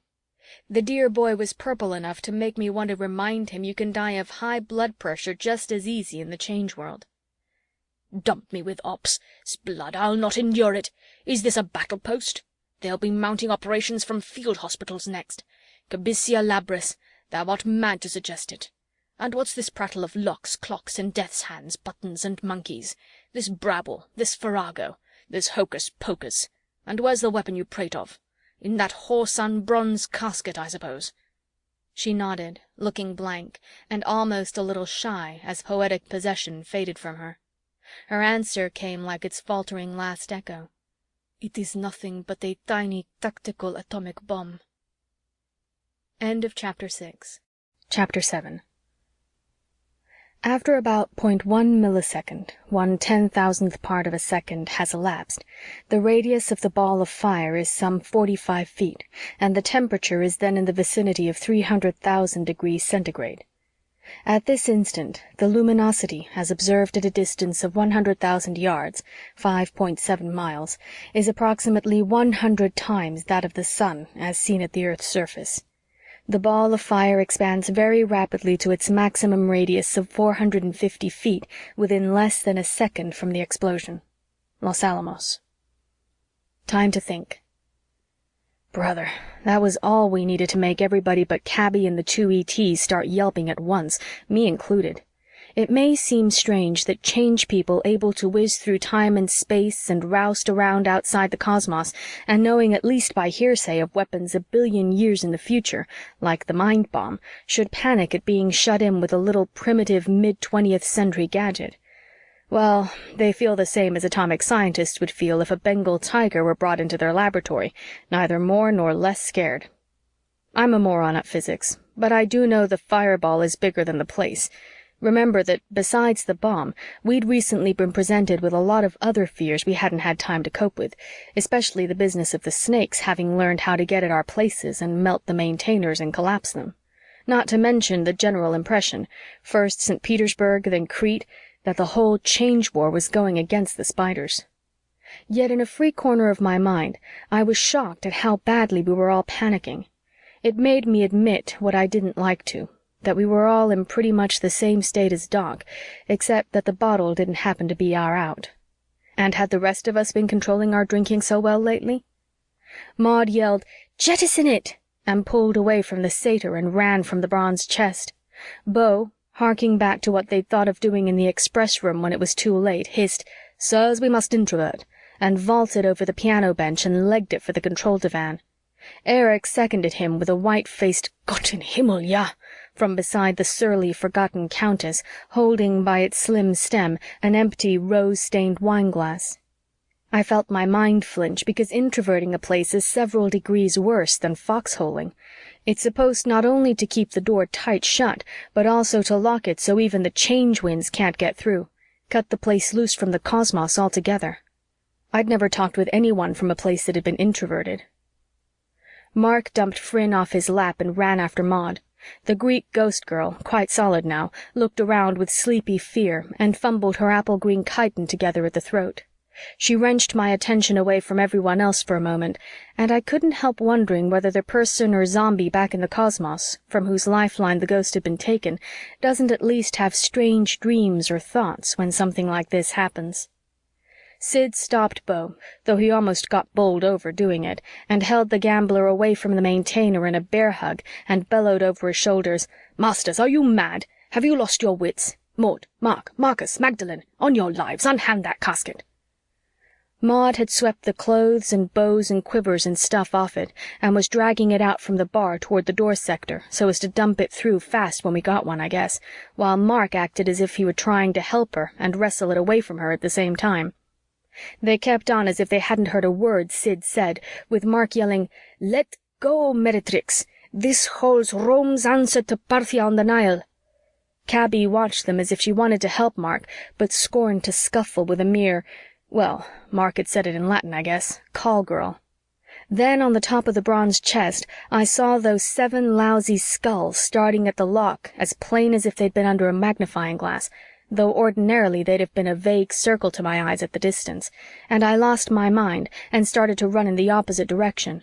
But Illy whipped 3 tentacles around me, gentle-like, and squeaked, "Easy now, Greta girl. Don't you be doing it too. Hold still or Papa spank.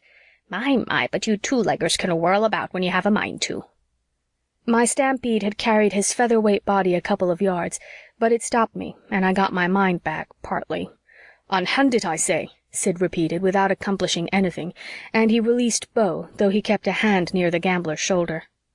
Then my fat friend from Lynn Regis looked real distraught at the void and blustered at no one in particular.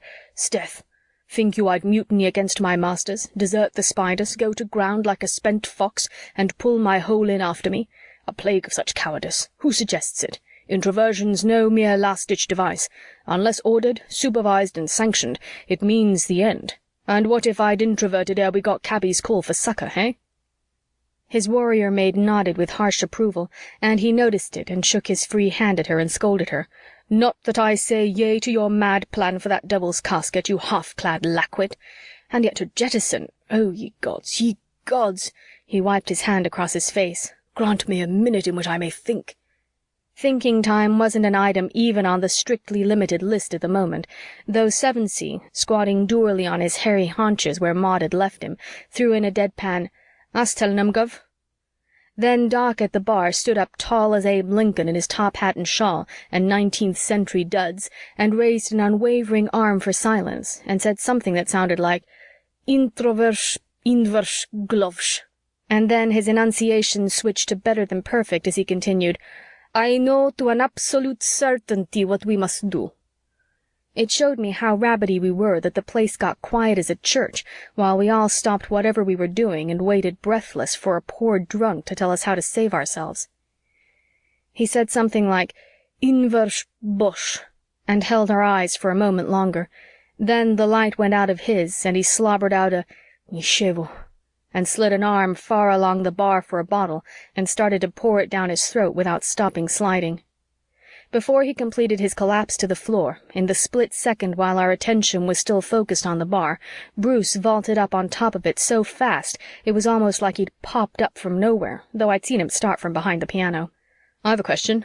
Has anyone here triggered that bomb?" he said in a voice that was very clear and just loud enough. "So it can't go off," he went on, after just the right pause, his easy grin and brisk manner putting more heart into me all the time. "What's more, if it were to be triggered, we'd still have half an hour. I believe you said it had that long a fuse?" He stabbed a finger at Cabby. She nodded. "Right," he said. "It'd have to be that long for whoever plants it in the Parthian camp to get away. There's another safety margin. Second question. Is there a locksmith in the house?" For all Bruce's easiness, he was watching us like a golden eagle, and he caught Beau's and Maud's affirmatives before they had a chance to explain or hedge them and said, "That's very good. Under certain circumstances, you two'd be the ones to go to work on the chest. But before we consider that, there's question 3. Is anyone here an atomics technician?" That one took a little conversation to straighten out, Illy having to explain that yes, the early Lunans had atomic power, hadn't they blasted the life off their planet with it and made all those ghastly craters? But no, he wasn't the technician exactly, he was a thinger. I thought at first his squeak box was lisping. What was a thinger? Well, a thinger was someone who manipulated things in a way that was truly impossible to describe, but no, you couldn't possibly thing atomics. The idea was quite ridiculous, so he couldn't be an atomics thinger. The term was worse than a contradiction. Well, really. While Sevensee, from his 2000 millennia advantage of the Lunan, grunted to the effect that his culture didn't rightly use any kind of power, but just sort of moved satyrs and stuff by wrastling space-time around. Or think 'em round if we have to. Can't think 'em in the void, though, worse luck. Have to have, I don't know what. Don't have it anyhow. So we don't have an A-Tech, Bruce summed up, which makes it worse than useless, downright dangerous to tamper with the chest. We wouldn't know what to do if we did get inside safely. One more question. He directed it towards Sid. How long before we can jettison anything? Sid, looking a shade jealous, yet mostly grateful for the way Bruce had calmed his chickens, started to explain, but Bruce didn't seem to be taking any chance of losing his audience, and as soon as Sid got to the word rhythm, he pulled the answer away from him. In brief, not until we can effectively tune in on the cosmos again. Thank you, Master Lessingham. That's at least 5 hours, 2 mealtimes, as the Cretan officer put it, and he threw Cabby a quick, soldierly smile. So whether the bomb goes to Egypt or elsewhere, there's not a thing we can do about it for 5 hours. All right, then? His smile blinked out like a light, and he took a couple of steps up and down the bar, as if measuring the space he had. 2 or 3 cocktail glasses sailed off and popped, but he didn't seem to notice them, and we hardly did either. It was creepy the way he kept staring from one to another of us. We had to look up. Behind his face, with the straight golden hair flirting around it, was only the void. "All right, then," he repeated suddenly. "We're 12 spiders and 2 ghosts, and we've time for a bit of a talk, and we're all in the same bloody boat, fighting the same bloody war, so we'll all know what we're talking about. I raised the subject a while back, but I was steamed up about a glove, and it was a big jest, all right, but now the gloves are off." Bruce ripped them out of his belt where they'd been tucked and slammed them down on the bar to be kicked off the next time he paced back and forth, and it wasn't funny. "Because," he went right on, "I've been getting a completely new picture of what this Spider's War has been doing to each one of us. Oh, it's jolly good sport to slam around in space and time and then have a rugged little party outside both of them when the operation's over. It's sweet to know there's no cranny of reality so narrow, no privacy so intimate or sacred, no wall of was or will be strong enough that we can't shoulder in. Knowledge is a glamorous thing, sweeter than lust or gluttony or passion of fighting, and including all 3, the ultimate insatiable hunger.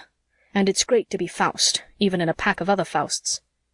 It's sweet to jigger reality, to twist the whole course of man's life or a culture's, to ink out his or its past and scribble in a new one, and be the only one to know and gloat over the changes. Ha! Killing men or carrying off women isn't in it for glutting the sense of power.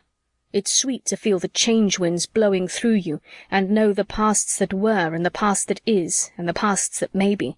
It's sweet to wield the atropos and cut a zombie or unborn out of his lifeline and look the doubleganger in the face and see the resurrection glow in it and recruit a brother, welcome a newborn fellow demon into our ranks and decide whether he'll best fit as soldier, entertainer, or what. Or he can't stand resurrection, it fries or freezes him, and you've got to decide whether to return him to his lifeline and his zombie dreams, only they'll be a little greyer and horrider than they were before, or whether, if she's got that tantalizing something, to bring her shell along for a ghost girl. That's sweet too. It's even sweet to have change death poised over your neck, to know that the past isn't the precious, indestructible thing you've been taught it was, to know that there's no certainty about the future either, whether there'll even be one, to know that no part of reality is holy, that the cosmos itself may wink out like a flicked switch, and God be not and nothing left but nothing. He threw out his arms against the void. And knowing all that, it's doubly sweet to come through the door into the place and be out of the worst of the change winds and enjoy a well-earned recuperation and share the memories of all these sweetnesses I've been talking about and work out all the fascinating feelings you've been accumulating back in the cosmos, layer by black layer, in the company of and with the help of the best bloody little band of fellow Fausts and Faustines going. Oh, it's a sweet life, all right. But I'm asking you, and here his eyes stabbed us again, one by one, fast, I'm asking you what it's done to us. I've been getting a completely new picture, as I said, of what my life was, and what it could have been if there'd been changes of the sort that even we demons can't make, and what my life is. I've been watching how we've all been responding to things just now, to the news of St. Petersburg, and to what the Cretan officer told beautifully. Only it wasn't beautiful what she had to tell, and mostly to that bloody box of bomb. And I'm simply asking each one of you, what's happened to you? He stopped his pacing and stuck his thumbs in his belt and seemed to be listening to the wheels turning in at least 11 other heads. Only I stopped mine pretty quick, with Dave and Father and the Rape of Chicago coming up out of the dark on the turn, and Mother and the Indiana Dunes and Jazz Limited just behind them, followed by the unthinkable thing the Spider Doctor had flicked into existence when I flopped as a nurse, because I can't stand that to be done to my mind by anybody but myself. I stopped them by using the old infallible entertainer's gimmick, a fast survey of the most interesting topic there is, other people's troubles. Offhand, Beau looked as if he had most troubles, shamed by his boss and his girl given her heart to a soldier. He was hugging them to himself, very quiet. I didn't stop for the two ETs. They're too hard to figure, or for Doc. Nobody can tell whether a fallen down drunk's at the black or bright end of his cycle. You just know it's cycling. Maud ought to be suffering as much as Beau, called names and caught out in a panic, which always hurts her because she's plus 300 years more future than the rest of us and figures she ought to be that much wiser, which she isn't always. Not to mention she's over 50 years old, though her home-century cosmetic science keeps her looking and acting teenage most of the time. She'd backed away from the bronze chest so as not to stand out, and now Lily came from behind the piano and stood beside her. Lily had the opposite troubles. A great big glow for Bruce, proud as a promised princess watching her betrothed. Eric frowned when he saw her, for he seemed proud too, proud of the way his camarade had taken command of us panicky whacks Führer fashion. Sid still looked mostly grateful and inclined to let Bruce keep on talking. Even Cabby and Mark, those two dragons hot for battle, standing a little in front and to one side of us by the bronze chest like its guardians, seemed willing to listen. They made me realize one reason Sid had for letting Bruce run on, although the path his talk was leading us down was flashing with danger signals. When it was over, there'd still be the problem of what to do with the bomb, and a real opposition shaping up between soldiers and entertainers, and Sid was hoping a solution would turn up in the meantime, or at least was willing to put off the evil day. But beyond all that, and like the rest of us, I could tell from the way Sid was squinting his browy eyes and chewing his beardy lip that he was shaken and moved by what Bruce had said. This new boy had dipped into our hearts and counted our kicks so beautifully, better than most of us could have done, and then somehow turned them around so that we had to think of what messes and heels and black sheep and lost lambs we were. Well, we wanted to keep on listening. End of Chapter 7. Chapter 8. Give me a place to stand, and I will move the world. Archimedes. A place to stand. Bruce's voice had a faraway touch, and he was looking up left at the void as he said, "Have you ever really wondered why the two sides of this war are called the snakes and the spiders? Snakes may be clear enough. You always call the enemy something dirty. But spiders, our name for ourselves? Bear with me, Illihilis. I know that no being is created dirty or malignant by nature. But this is a matter of anthropoid feelings and folkways. Yes, Mark, I know that some of your legions have nicknames like the Drunken Lions and the Snails, and that's about as insulting as calling the British Expeditionary Force the Old Contemptibles. No, you'd have to go to bands of vicious youths in cities slated for ruin to find a habit of naming like ours, and even they would try to brighten up the black a bit, but simply spiders. And snakes, for that's their name for themselves too, you know. Spiders and snakes. What are our masters that we give them names like that? It gave me the shivers and set my mind working in a dozen directions, and I couldn't stop it, although it made the shivers worse. Illy beside me now. I'd never given it a thought before, but he did have 8 legs of a sort, and I remembered thinking of him as a spider monkey. And hadn't the Lunans had wisdom and atomic power and a billion years in which to get the change war rolling? Or suppose, in the far future, Terra's own spiders evolved intelligence and a cruel cannibal culture. They'd be able to keep their existence secret. I had no idea of who or what would be on Earth in Sevensee's day, and wouldn't it be perfect black, hairy, poisoned spider mentality to spin webs secretly through the world of thought and all of space and time? And Beau, wasn't there something real snaky about him, the way he moved and all? Spiders and snakes. Spinne und Schlange, as Eric called them. S and S. But SS stood for the Nazi Schutzstaffel, the black shirts. And what if some of those cruel, crazy Jerrys had discovered time travel and... I brought myself up with a jerk and asked myself, Greta, how nuts can you get? From where he was on the floor, the front of the bar as his sounding board, Doc shrieked up at Bruce like one of the damned from the pit. "Don't speak against the spiders. Don't blaspheme. They can hear the unborn whisper. Others whip only the skin, but they whip the naked brain and heart." And Eric cried out, "That's enough, Bruce." But Bruce didn't spare him a look and said, "But whatever the spiders are, and no matter how much whip they use, it's plain as the telltale on the Maintainer that the Change War is not only going against them, but getting away from them.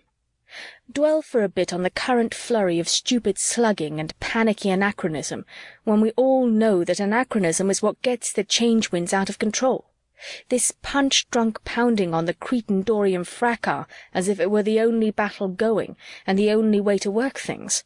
Whisking Constantine from Britain to the Bosporus by rocket, sending a pocket submarine back to sail with the Armada against Drake's Woodensides. I'll wager you hadn't heard those. And now, to save Rome, an atomic bomb. Ye gods, they could have used Greek fire or even dynamite, but a fission weapon! I leave you to imagine what gaps and scars that will make in what's left of history. The smothering of Greece and the vanishment of Provence and the troubadours and the papacy's Irish captivity won't be in it." The cut on his cheek had opened again and was oozing a little, but he didn't pay any attention to it, and neither did we, as his lips thinned in irony and he said, "But I'm forgetting that this is a cosmic war, and that the spiders are conducting operations on billions, trillions of planets and inhabited gas clouds through millions of ages, and that we're just one little world, one little solar system, Sevensea, and we can hardly expect our inscrutable masters, with all their pressing preoccupations and far-flung responsibilities, to be especially understanding or tender in their treatment of our pet books and centuries, our favourite prophets and periods, or unduly concerned about preserving any of the trifles that we just happen to hold dear. Perhaps there are some sentimentalists who would rather die forever than go on living in a world without the Summa, the field equations, process and reality, Hamlet, Matthew, Keats, and the Odyssey. But our masters are practical creatures, ministering to the needs of those rugged souls who want to go on living no matter what." Eric's, "Bruce, I'm telling you that's enough," was lost in the quickening flow of the new boy's words. "I won't spend much time on the minor signs of our major crack-up, the cancelling of leaves, the sharper shortages, the loss of the express room, the use of recuperation stations for ops, and all the other frantic patchwork. Last operation but one, we were saddled with 3 soldiers from outside the galaxy, and no fault of theirs, they were no earthly use. Such little things might happen at a bad spot in any war, and are perhaps only local. But there's a big thing." He paused again to let us wonder, I guess. Maud must have worked her way over to me, for I felt her dry little hand on my arm, and she whispered out of the side of her mouth, "What do we do now?" "We listen," I told her the same way. I felt a little impatient with her need to be doing something about things. She cocked a gold-dusted eyebrow at me and murmured, "You too?" I didn't get to ask her me too what, crush on Bruce, nuts, because just then Bruce's voice took up again in the faraway range. "Have you ever asked yourselves how many operations the fabric of history can stand before it's all stitches? Whether too much change won't one day wear out the past? And the present and the future too, the whole bleeding business? Is the law of the conservation of reality any more than a thin hope given a long name, a prayer of theoreticians? Change death is as certain as heat death, and far faster. Every operation leaves reality a bit cruder, a bit uglier, a bit more makeshift, and a whole lot less rich in those details and feelings that are our heritage, like the crude penciled sketch on canvas when you've stripped off the paint. If that goes on, won't the cosmos collapse into an outline of itself, then nothing?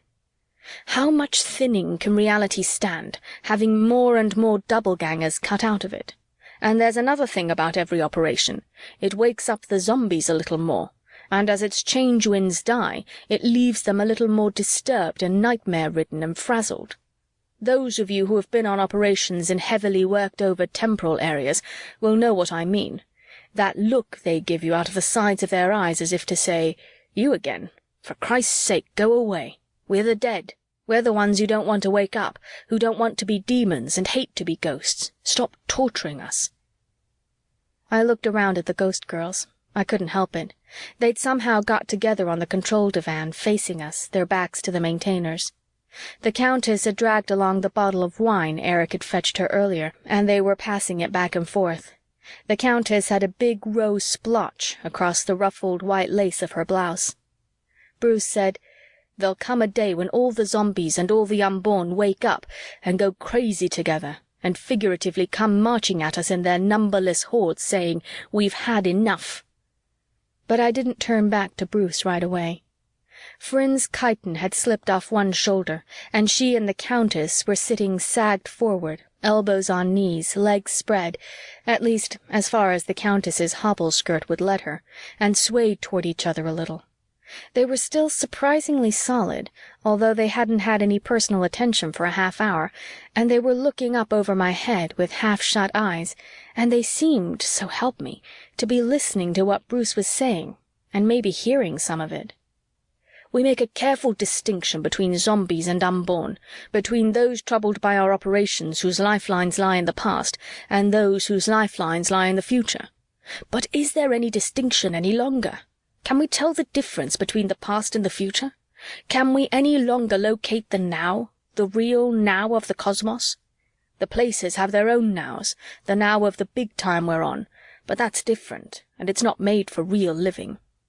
The Spiders tell us that the real now is somewhere in the last half of the 20th century, which means that several of us here are also alive in the cosmos, have lifelines along which the now is traveling.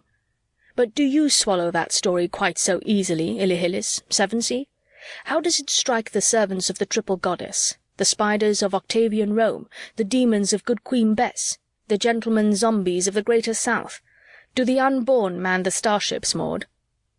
The Spiders also tell us that although the fog of battle makes the now hard to pin down precisely, it will return with the unconditional surrender of the snakes and the establishment of cosmic peace, and roll on as majestically toward the future as before, quickening the continuum with its passage. Do you really believe that? Or do you believe, as I do, that we've used up all the future as well as the past, wasted it in premature experience, and that we've had the real now smudged out of existence, stolen from us forever, the precious now of true growth, the child moment in which all life lies, the moment like a newborn baby that is the only home for hope there is?" He let that start to sink in, then took a couple of quick steps and went on, his voice rising over Eric's "Bruce, for the last time," and seeming to pick up a note of hope from the very word he had used. "But although things look terrifyingly black, there remains a chance, the slimmest chance, but still a chance, of saving the cosmos from change-death, and restoring reality's richness, and giving the ghosts good sleep, and perhaps even regaining the real now. We have the means right at hand. What if the power of time-traveling were used not for war and destruction, but for healing, for the mutual enrichment of the ages, for quiet communication and growth, in brief, to bring a peace message? But my little commandant is quite an actor himself, and knows a wee bit about the principles of scene-stealing, and he was not going to let Bruce drown him out as if he were just another extra playing a voice from the mob. He darted across our front, between us and the bar, took a running leap, and landed bang on the bloody box of bomb. A bit later, Maud was silently showing me the white ring above her elbow where I'd grabbed her, and Illy was teasing a clutch of his tentacles out of my other hand and squeaking reproachfully, "Greta girl, don't ever do that." Eric was standing on the chest, and I noticed that his boots carefully straddled the circle of skulls, and I should have known anyway you could hardly push them in the right order by jumping on them, and he was pointing at Bruce and saying, "And that means mutiny, my young sir. Gottes Willen, Bruce. Listen to me and step down before you say anything worse. I'm older than you, Bruce. Mark's older. Trust in your Kameraden. Guide yourself by their knowledge." He had got my attention, but I had much rather have him black my eye. "You, older than me?" Bruce was grinning. "When your 12 years' advantage was spent in soaking up the wisdom of a race of sadistic dreamers gone paranoid in a world whose thought stream had already been muddied by one total war. Mark older than me, when all his ideas and loyalties are those of a wolf-pack of unimaginative sluggers 2,000 years younger than I am. Either of you older because you have more of the killing cynicism that is all the wisdom the Change World ever gives you. Don't make me laugh. I'm an Englishman. and I come from an epoch when total war was still a desecration, and the flowers and buds of thoughts not yet whacked off or blighted. I'm a poet, and poets are wiser than anyone, because they're the only people who have the guts to think and feel at the same time. Right, Sid? When I talk to all of you about a peace message, I want you to think about it concretely in terms of using the places to bring help across the mountains of time when help is really needed, not to bring help that's undeserved, or knowledge that's premature or contaminating, sometimes not to bring anything at all, but just to check with infinite tenderness and concern that everything's safe and the glories of the universe unfolding as they were intended to. "Yes, you are a poet, Bruce," Eric broke in. "You can tootle soulfully on the flute and make us drip tears. You can let out the stops on the big organ pipes and make us tremble as if at Jehovah's footsteps. For the last 20 minutes you have been giving us some very charmant poetry. But what are you? An entertainer? Or are you a soldier?" Right then, I don't know what it was, maybe Sid clearing his throat, I could sense our feelings beginning to turn against Bruce. I got the strangest feeling of reality clamping down and bright colors going dull and dreams vanishing. Yet it was only then I also realized how much Bruce had moved us, maybe some of us to the verge of mutiny even. I was mad at Eric for what he was doing, but I couldn't help admiring his cockiness. I was still under the spell of Bruce's words, and the more than words behind them. But then Eric would shift around a bit, and one of his heels would kick near the Death's Head push buttons, and I wanted to stamp with spike heels on every Death's Head button on his uniform. I didn't know exactly what I felt yet. "Yes, I'm a soldier," Bruce told him. "And I hope you won't ever have to worry about my courage, because it's going to take more courage than any operation we've ever planned, ever dreamed of, to carry the peace message to the other places and to the wound spots of the cosmos. Perhaps it will be a fast wicket, and we'll be bowled down before we score a single run, but who cares? We may at least see our real masters when they come to smash us, and for me, that will be a deep satisfaction. And we may do some smashing of our own." "So you are a soldier," Eric said, his smile showing his teeth. "Bruce, I'll admit that the half-dozen operations you've been on were rougher than anything I drew in my first 100 sleeps. For that, I am all honest sympathy. But that you should let them get you into such a state that love and a girl can turn you upside down and start you babbling about peace messages. Yes, by God, love and a girl have changed me," Bruce shouted at him, and I looked around at Lily, and I remembered Dave saying, "I'm going to Spain," and I wondered if anything would ever again make my face flame like that. Or rather, they've made me stand up for what I've believed in all along. They've made me wunderbar, Eric called, and began to do a little sissy dance on the bomb that set my teeth on edge. He bent his wrists and elbows at arty angles and stuck out a hip and ducked his head simperingly and blinked his eyes very fast. "Will you invite me to the wedding, Bruce? You'll have to get another best man, but I will be the flower girl and throw pretty little posies to all the distinguished guests. Here, Mark, catch Scabby. One for you, Greta. Danke schön. Ach, 2 Herzen in 3/4 Telltakt. Ta-ta, ta-ta, ta-ta-ta-ta-ta-ta." "What the hell do you think a woman is?" Bruce raged. "Something to mess around with in your spare time?" Eric kept on humming 2 Hearts in Waltz Time and jigging around to it, damn him, but he slipped in a nod to Bruce and a "precisely." So I knew where I stood, but it was no news to me. "Very well," Bruce said. "Let's leave this brown-shirt maricon to amuse himself and get down to business. I made all of you a proposal, and I don't have to tell you how serious it is, or how serious Lily and I are about it. We not only must infiltrate and subvert other places, which luckily for us are made for infiltration, we also must make contact with the snakes and establish working relationships with their demons at our level as one of our first steps." That stopped Eric's jig and got enough of a gasp from some of us to make it seem to come from practically everybody. Eric used it to work a change of pace. "Bruce, we've let you carry this foolery further than we should. You seem to have the idea that because anything goes in the place, dueling, drunkenness, und so weiter, you can say what you have said, and it will all be forgotten with a hangover. Not so. It is true that among such a set of monsters and free spirits as ourselves, and working as secret agents to boot, there cannot be the obvious military discipline that would obtain in a Terran army. But let me tell you, Bruce, let me grind it home into you. Sid and Cabby and Mark will bear me out in this, as officers of equivalent rank, that the Spider line of command stretches in and through this place just as surely as the word of der Führer rules Chicago. And as I shouldn't have to emphasize to you, Bruce, the Spiders have punishments that would make my countrymen in Belsen and Buchenwald, well, pale a little. So while there is still a shadow of justification for our interpreting your remarks as utterly tasteless clowning—" "Babble on," Bruce said, giving him a loose downward wave of his hand without looking. "I made you people a proposal." He paused. "How do you stand, Sidney Lessingham?" Then I felt my legs getting weak, because Sid didn't answer right away. The old boy swallowed and started to look around at the rest of us. Then the feeling of reality clamping down got something awful, because he didn't look around, but straightened his back a little. Just then Mark cut in fast. "It grieves me, Bruce, but I think you are possessed. Eric, he must be confined." Cabby nodded almost absently. "Confine or kill the coward, whichever is easier. Whip the woman, and let's get on to the Egyptian battle." "Indeed, yes," Mark said. "I died in it, but now perhaps no longer." Cabby said to him, "I like you, Roman." Bruce was smiling, barely, and his eyes were moving and fixing. "You, Illihilis?"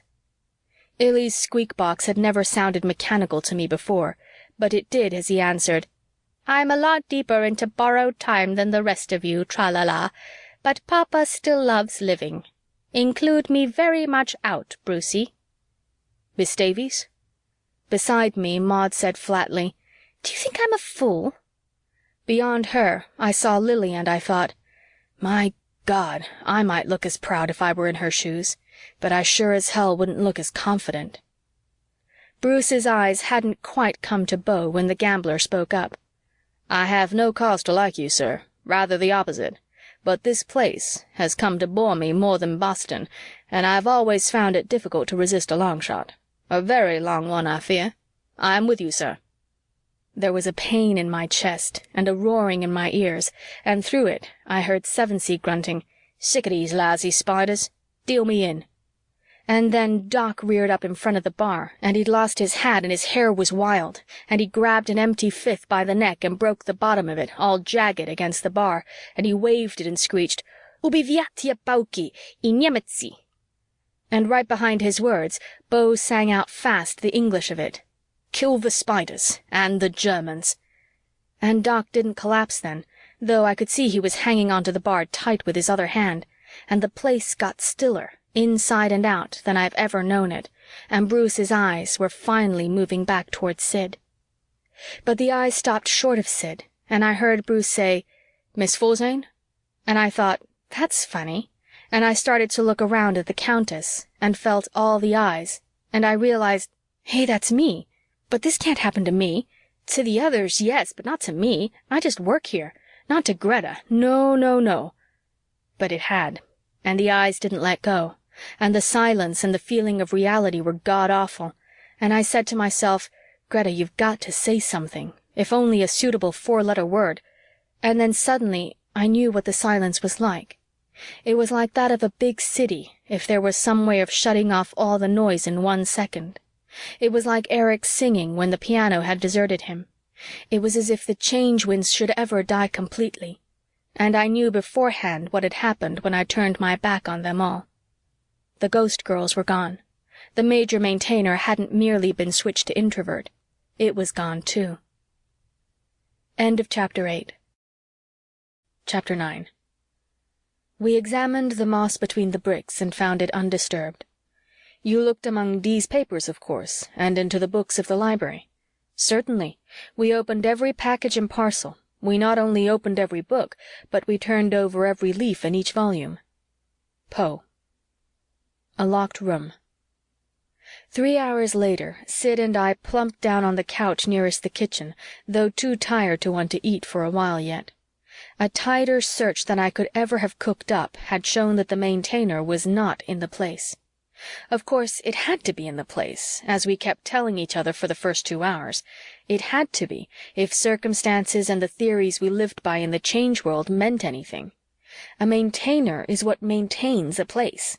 The minor maintainer takes care of oxygen, temperature, humidity, gravity, and other little life cycle and matter cycle things generally, but it's the major maintainer that keeps the walls from buckling and the ceiling from falling in. It is little, but oh my, it does so much. It doesn't work by wires or radio or anything complicated like that. It just hooks into local spacetime. I have been told that its inside working part is made up of vastly tough, vastly hard giant molecules, each one of which is practically a vest-pocket cosmos in itself. Outside, it looks like a portable radio with a few more dials and some telltales and switches and plugins for earphones and a lot of other sensory thingamajigs. But the maintainer was gone, and the void hadn't closed in yet. By this time I was so fagged I didn't care much whether it did or not. One thing for sure, the maintainer had been switched to introvert before it was spirited away, or else its disappearance automatically produced introversion, take your choice, because we sure were introverted.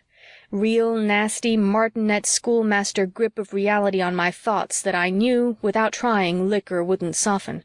Not a breath of change wind, absolutely stifling, and the gray of the void seeming so much inside my head that I think I got a glimmering of what the science boys mean when they explain to me that the place is a kind of interweaving of the material and the mental, a giant monad, one of them called it.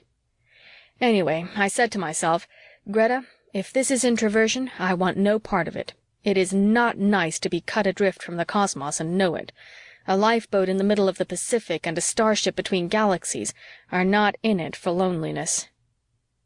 I asked myself why the Spiders had ever equipped maintainers with introversion switches anyway, when we couldn't drill with them and weren't supposed to use them except in an emergency so tight that it was either introvert or surrender to the snakes, and for the first time the obvious explanation came to me. Introversion must be the same as scuttling, its main purpose to withhold secrets and materiel from the enemy. It put a place into a situation from which even the Spider High Command couldn't rescue it, and there was nothing left but to sink down, down, out, up, down into the void. If that was the case, our chances of getting back were about those of my being a kid again, playing in the dunes on the small time. I edged a little closer to Sid and sort of squunched under his shoulder and rubbed my cheek against the smudged, gold-worked gray velvet. He looked down and I said, "A long way to Lynn Regis, eh, Siddy?" "Sweetling, thou spokest a mouthful," he said. He knows very well what he is doing when he mixes his language that way, the wicked old darling. "Siddy," I said, "why this gold work? It'd be a lot smoother without it." "Marry, men must prick themselves out, and faith I know not, but it helps if there's metal in it."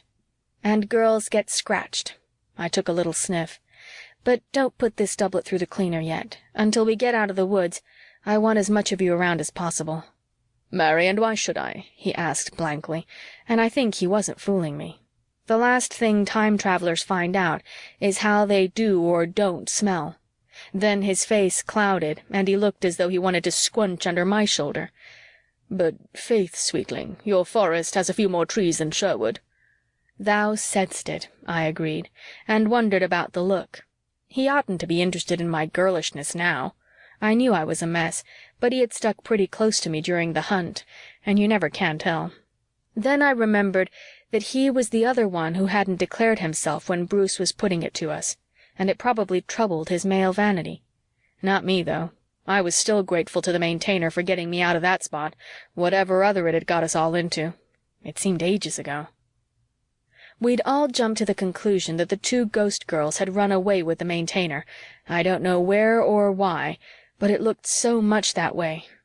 Maud had started yipping about how she'd never trusted ghosts and always known that someday they'd start doing things on their own, and Cabby had got it firmly fixed in her head, right between the horns, that Fryn, being a Greek, was the ringleader and was going to wreak havoc on us all. But when we were checking stores the first time, I had noticed that the ghost girl envelopes looked flat. Ectoplasm doesn't take up much space when it's folded, but I had opened one anyway, then another, and then called for help. Every last envelope was empty. We had lost over 1,000 ghost girls, Sid's whole stock. Well, at least it proved what none of us had ever seen or heard of being demonstrated, that there is a spooky link, a sort of change-wind contact between a ghost and its lifeline, and when that umbilicus, I've heard it called, is cut, the part away from the lifeline dies. Interesting. But what had bothered me was whether we demons were going to evaporate too, because we are as much doublegangers as the ghosts, and our apron strings have been cut just as surely. We're more solid, of course, but that would only mean we'd take a little longer. Very logical. I remember I had looked up at Lily and Maud. Us girls had been checking the envelopes. It's one of the proprieties we frequently maintain, and anyway, if men check them, they're apt to trot out that old wheeze about instant women, which I'm sick to death of hearing, thank you. Anyway, I had looked up and said, "It's been nice knowing you," and Lily had said, "23 skidoo," and Maud had said, "Here goes nothing," and we had shook hands all around. We figured that Fryn and the Countess had faded at the same time as the other ghost girls, but an idea had been nibbling at me, and I said, "Siddy, do you suppose it's just barely possible that, while we were all looking at Bruce, those 2 ghost girls would have been able to work the Maintainer and get a door and lamb out of here with the thing?" "Thou speakst my thoughts, sweetling. Always against it. Imprimis, 'tis well known that ghosts cannot lay plots or act on them. Secundo, the time forbade getting a door. Tertio, and here's the real meat of it, the place folds without the Maintainer. Quadro, 'twere folly to depend on not one of, how many of us, 10, 11, not looking around in all the time it would have taken them." "I looked around once, Siddy. They were drinking, and they had got to the control divan under their own power. Now when was that? Oh, yes, when Bruce was talking about zombies." "Yes, sweetling. And as I was about to cap my argument with Quinquo when you gan prattle, I could have sworn none could touch the Maintainer, much less work it and purloin it without my certain knowledge. Yet—" "Eftsoons yet," I seconded him. Somebody must have got a door and walked out with the thing. It certainly wasn't in the place. The hunt had been a Lulu. Something the size of a portable typewriter is not easy to hide, and we had been inside everything from Beau's piano to the renewer link of the refresher. We had even fluoroscoped everybody, though it had made Illy writhe like a box of worms, as he'd warned us. He said it tickled terribly, and I insisted on smoothing his fur for 5 minutes afterward, although he was a little standoffish toward me. Some areas, like the bar, kitchen, and stores, took a long while, but we were thorough. Cabby helped Doc check surgery. Since she last made the place, she has been stationed in a field hospital. It turns out the Spiders actually are mounting operations from them, and learned a few nice new wrinkles. However, Doc put in some honest work on his own, though of course every check was observed by at least 3 people, not including Bruce or Lily. When the Maintainer vanished, Doc had pulled out of his glassy-eyed drunk in a way that would have surprised me if I hadn't seen it happen to him before. But when we finished surgery and got on to the art gallery, he had started to putter, and I noticed him hold out his coat and duck his head and whip out a flask and take a swig, and by now he was well on his way toward another peak. The art gallery had taken time too, because there's such a jumble of strange stuff, and it broke my heart, but Cabby took her axe and split a beautiful blue wood carving of a Venusian Medusa, because, although there wasn't a mark in the paw-polished surface, she claimed it was just big enough.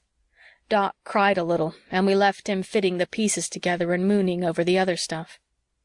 After we'd finished everything else, Mark had insisted on tackling the floor. Beau and Sid both tried to explain to him how this is a one-sided place, that there is nothing but nothing under the floor. It just gets a lot harder than the diamonds crusting it as soon as you get a 1/4 inch down, that being the solid equivalent of the void.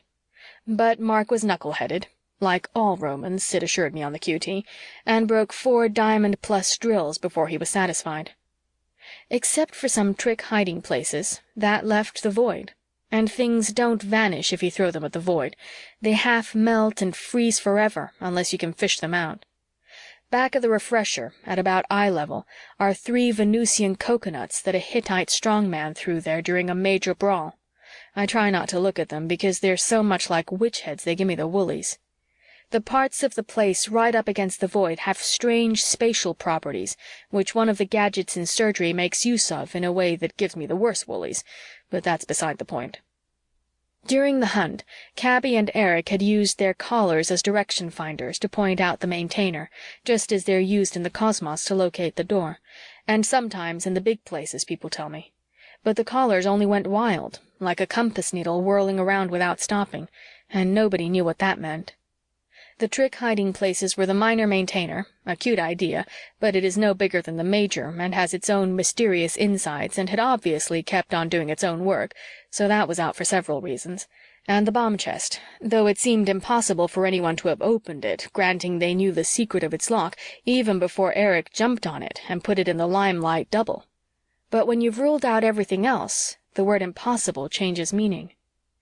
Since time travel is our business, a person might think of all sorts of tricks for sending the Maintainer into the past or future, permanently or temporarily. But the place is strictly on the big time, and everybody that should know tells me that time traveling through the big time is out. It's this way. The big time is a train, and the little time is the countryside, and we're on the train, unless we go out a door. And as Gertie Stein might put it, you can't time travel through the time you time travel in when you time travel. I'd also played around with the idea of some fantastically obvious hiding place, maybe something that several people could pass back and forth between them, which would mean a conspiracy, and of course, if you assume a big enough conspiracy, you can explain anything, including the cosmos itself. Still, I'd got a sort of shell game idea about the soldiers' 3 big black shakos, and I hadn't been satisfied until I'd got the 3 together and looked in them all at the same time. "Wake up, Greta, and take something. I can't stand here forever." Maud had brought us a tray of hearty snacks from then and yon, and I must say they were tempting. She whips up a mean hors d'oeuvre. I looked them over and said, "Siddy, I want a hot dog." "And I want a venison pasty.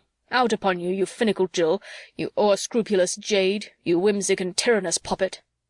I grabbed a handful and snuggled back against him. "Go on. Call me some more, Siddy," I told him. "Real juicy ones." End of Chapter 9. Chapter 10. My thought, whose murder yet is but fantastical, shakes so my single state of man that function is smothered in surmise, and nothing is but what is not. Macbeth. Motives and opportunities. My big bad waif from King's Lynn had set the tray on his knees and started to wolf the food down. The others were finishing up. Eric, Mark, and Cabby were having a quietly furious argument I couldn't overhear at the end of the bar nearest the bronze chest, and Illy was draped over the piano like a real octopus, listening in. Beau and Sevensey were pacing up and down near the control divan and throwing each other a word now and then. Beyond them, Bruce and Lily were sitting on the opposite couch from us, talking earnestly about something. Maud had sat down at the other end of the bar and was knitting. It's one of the habits like chess and quiet drinking, or learning to talk by squeak box, that we pick up to pass the time in the place, in the long stretches between parties. Doc was fiddling around the gallery, picking things up and setting them down, still managing to stay on his feet at any rate. Lily and Bruce stood up, still gabbing intensely at each other, and Illy began to pick out with one tentacle a little tune in the high keys that didn't sound like anything on God's earth. Where do they get all the energy? I wondered. As soon as I asked myself that, I knew the answer, and I began to feel the same way myself. It wasn't energy. It was nerves, pure and simple. Change is like a drug, I realized. You get used to the facts never staying the same, and one picture of the past and future dissolving into another, maybe not very different, but still different, and your mind being constantly goosed by strange moods and notions, like nightclub lights of shifting color with weird shadows between, shining right on your brain. The endless swaying and jogging is restful, like riding on a train. You soon get to like the movement and to need it without knowing, and when it suddenly stops and you're just you, and the facts you think from and feel from are exactly the same when you go back to them, boy, that's rough, as I found out now. The instant we got introverted, everything that ordinarily leaks into the place, wake or sleep, had stopped coming, and we were nothing but ourselves and what we meant to each other and what we could make of that. An awfully lonely, scratchy situation. I decided I felt like I'd been dropped into a swimming pool full of cement and held under until it hardened. I could understand the others bouncing around a bit. It was a wonder they didn't hit the void. Maud seemed to be standing it the best. Maybe she'd got a little preparation from the long watches between stars. And then she is older than all of us, even Sid, though with a small O in older. The restless work of the search for the Maintainer had masked the feeling, but now it was beginning to come full force. Before the search, Bruce's speech and Ericc's interruptions had done a passable masking job too. I tried to remember when I'd first got the feeling, and decided it was after Eric had jumped on the bomb, about the time he mentioned poetry, though I couldn't be sure. Maybe the Maintainer had been introverted even earlier, when I'd turned to look at the ghost girls. I wouldn't have known. Nuts. Believe me, I could feel that hardened cement on every inch of me. I remembered Bruce's beautiful picture of a universe without big change, and decided it was about the worst idea going. I went on eating, though I wasn't so sure now it was a good idea to keep myself strong. Does the Maintainer have an introversion, Telltale City? "'Sdeath chit, and you love me speak lower. Of a sudden I feel not well, as if I'd drunk a butt of Rhenish and slept inside it. Marry, yes, blue. In short flashes, saith the manual. Why ask'st thou?" "No reason. God, City, what I'd give for a breath of change wind." "Thou canst say that eftsoons," he groaned. I must have looked pretty miserable myself, for he put his arm around my shoulders and whispered gruffly, "Comfort thyself, sweetling, that while we suffer thus sorely, we cannot yet die the change death." "What's that?" I asked him. I didn't want to bounce around like the others. I had a suspicion I'd carry it too far. So to keep myself from going batty, I started to rework the business of who had done what to the Maintainer. During the hunt, there had been some pretty wild suggestions tossed around as to its disappearance, or at least its introversion. A feat of some snake science amounting to sorcery. The Spider High Command bunkering the places from above, perhaps in reaction to the loss of the express room, in such a hurry that they hadn't even time to transmit warnings. The hand of the late cosmicians, those mysterious hypothetical beings who were supposed to have successfully resisted the extension of the Change War into the future much beyond Sevensee's epoch, unless the late cosmicians are the ones fighting the Change War. One thing these suggestions had steered very clear of was naming any one of us as a suspect, whether acting as snake spy, spider political police, agent of who knows, after Bruce, a secret Change World Committee of Public Safety, or Spider Revolutionary Underground, or strictly on our own. Just as no one had piped a word, since the Maintainer had been palmed, about the split between Eric's and Bruce's factions. Good group thinking, probably, to sink differences in the emergency, but that didn't apply to what I did with my own thoughts. Who wanted to escape so bad they'd introvert the place, cutting off all possible contact and communication either way with the cosmos, and running the very big risk of not getting back to the cosmos at all? Leaving out what had happened since Bruce had arrived and stirred things up, Doc seemed to me to have the strongest motive. He knew that Sid couldn't keep covering up for him forever, and that Spider punishments for derelictions of duty are not just the clink of a firing squad, as Eric had reminded us. But Doc had been flat on the floor in front of the bar from the time Bruce had jumped on top of it, though I certainly hadn't had my eye on him every second. Beau? Beau had said he was bored with the place at a time when what he said counted, so he'd hardly lock himself in it maybe forever. Not to mention locking Bruce in with himself and the babe he had a yen for. Sid loves reality, changing or not, and every least thing in it, people especially, more than any man or woman I've ever known. He's like a big-eyed baby who wants to grab every object and put it in his mouth, and it was hard to imagine him ever cutting himself off from the cosmos. Maud, Cabby, Mark, and the two ETs?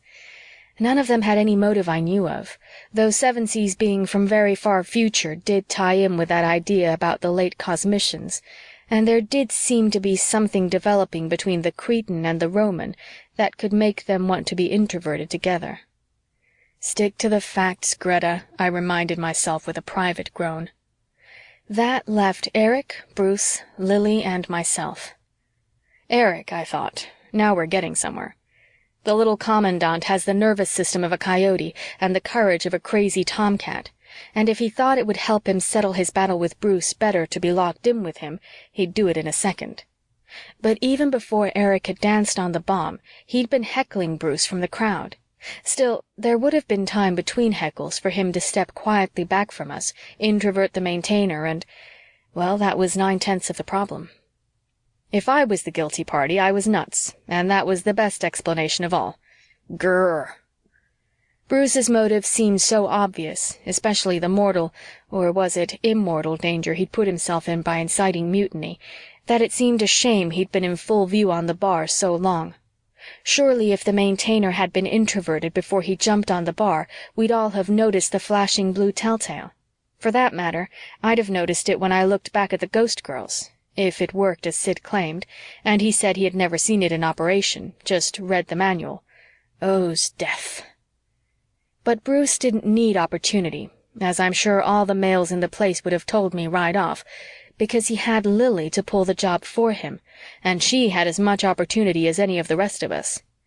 Myself, I have large reservations to this woman putty in the hands of the man she loves madly theory, but I had to admit there was something to be said for it in this case, and it had seemed quite natural to me when the rest of us had decided by unspoken agreement that neither Lily's nor Bruce's checks counted when we were hunting for the Maintainer. That took care of all of us, and left only the mysterious stranger, intruding somehow through a door, how'd he get it without using our Maintainer, or from an unimaginable hiding place, or straight out of the void itself. I know that last is impossible, nothing can step out of nothing, but if anything ever looked like it was specially built for something not at all nice to come looming out of, it's the void. Misty, foggily churning, slimy gray. Wait a second, I told myself, and hang on to this, Greta. It should have smacked you in the face at the start. Whatever came out of the void, or more to the point, whoever slipped back from our crowd to the Maintainer, Bruce would have seen them. He was looking at the Maintainer past our heads the whole time, and whatever happened to it, he saw it.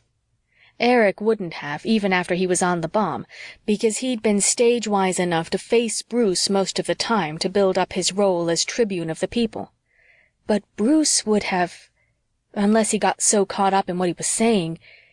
No, kid, a demon is always an actor, no matter how much he believes in what he's saying, and there never was an actor yet who wouldn't instantly notice a member of the audience starting to walk out on his big scene. So Bruce knew, which made him a better actor than I'd have been willing to grant, since it didn't look as if anyone else had thought of what had just occurred to me, or they'd have gone over and put it to him. Not me, though. I don't work that way. Besides, I didn't feel up to it. Nervy Anna enfold me, I felt like pure hell.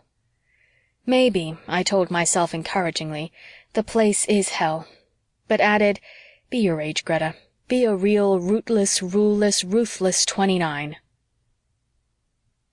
End of chapter 10.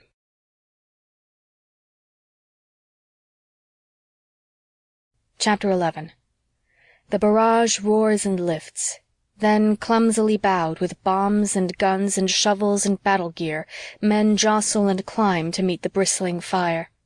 Lines of gray, muttering faces masked with fear, they leave their trenches going over the top, while time ticks blank and busy on their wrists. Sassoon. The Western Front, 1917. Please don't, Lily. I shall, my love. Sweetling, wake up. Hast the shakes? I opened my eyes a little and lied to Siddy with a smile and locked my hands together tight and watched Bruce and Lily quarrel nobly near the control divan and wished I had a great love to blur my misery and provide me with a passable substitute for change winds. Lily won the argument, judging from the way she threw her head back and stepped away from Bruce's arms while giving him a proud, tender smile. He walked off a few steps, praise be he didn't shrug his shoulders at us like an old husband, though his nerves were showing, and he didn't seem to be standing introversion well at all, as who of us were? Lily rested a hand on the head of the control divan and pressed her lips together and looked around at us, mostly with her eyes. She'd wound a gray silk bandeau around her bangs. Her short gray silk dress without a waistline made her look not so much like a flapper, though she looked like that all right, as like a little girl, except the neckline was scooped low enough to show she wasn't. Her gaze hesitated and then stopped at me, and I got a sunk feeling of what was coming, because women are always picking on me for an audience. Besides, Sid and I were the centrist party of two in our fresh-out-of-the-shell place politics. She took a deep breath and stuck out her chin and said in a voice that was even a little higher and Britisher than she usually uses, "We girls have often cried, 'Shut the door,' but now the door is jolly well shut for keeps." I knew I'd guessed right, and I felt crawly with embarrassment, because I know about this love business of thinking you're the other person and trying to live their life and grab their glory, though you don't know that, and carry their message for them, and how it can foul things up. Still, I couldn't help admitting what she said wasn't too bad a start. Unpleasantly apt to be true, at any rate. "My fiancé believes we may yet be able to open the door. I do not. He thinks it is a bit premature to discuss the peculiar pickle in which we all find ourselves. I do not." There was a rasp of laughter from the bar. The militarists were reacting. Eric stepped out, looking very happy. "So, now we have to listen to women making speeches," he called. "What is this place, anyhow? Sidney Lessingham's Saturday Evening Sewing Circle?" Beau and Sevensee, who'd stopped their pacing halfway between the bar and the control divan, turned toward Eric, and Sevensee looked a little burlier, a little more like half a horse than satyrs in mythology book illustrations. He stamped medium hard, I'd say, and said, "Go fly a kite." I'd found out he'd learned English from a demon who'd been a longshoreman with syndicalist anarchist sympathies. Eric shut up for a moment and stood there grinning, his hands on his hips. Lily nodded to the satyr and cleared her throat, looking scared, but she didn't speak. I could see she was thinking and feeling something, and her face got ugly and haggard, as if she were in a change wind that hadn't reached me yet, and her mouth went into a snarl to fight tears, but some spurted out, and when she did speak, her voice was an octave lower, and it wasn't just London talking, but New York, too. "I don't know how resurrection felt to you people, because I'm new, and I loathe asking questions. But to me it was pure torture, and I wished only I'd had the courage to tell Suzaku I wished to remain a zombie, if you don't mind. I'd rather the nightmares. But I accepted resurrection because I've been taught to be polite, and because there is the demon in me I don't understand that always wishes to live, and I found that I still felt like a zombie, although I could flit about, and that I still had the nightmares, except they'd grown a deal vivider. I was a young girl again, 17, and I suppose every woman wishes to be 17, but I wasn't 17 inside my head. I was a woman who had died of Bright's disease in New York in 1929, and also, because a big change blew my lifetime into a new drift, a woman who had died of the same disease in Nazi-occupied London in 1955, but rather more slowly, because, as you can fancy, the liquor was in far shorter supply.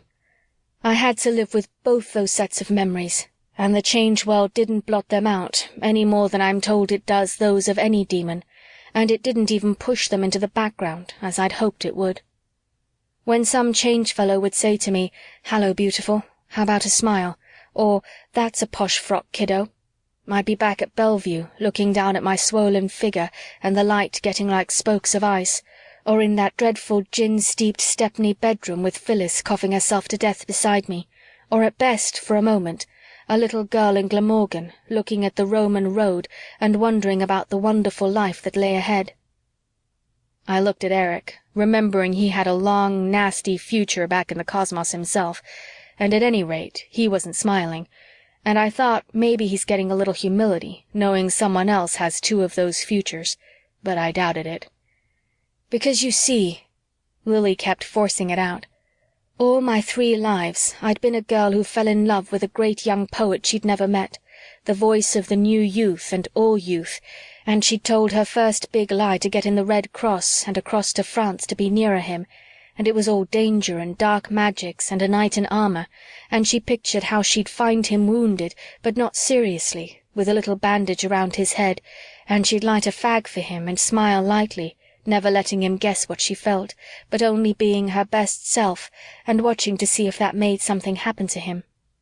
And then the Boche machine guns cut him down at Passchendaele, and there couldn't ever have been bandages big enough, and the girl stayed 17 inside, and messed about and tried to be wicked, though she wasn't very good at that, and to drink, and she had a bit more talent there, though drinking yourself to death is not nearly as easy as it sounds, even with a kidney weakness to help.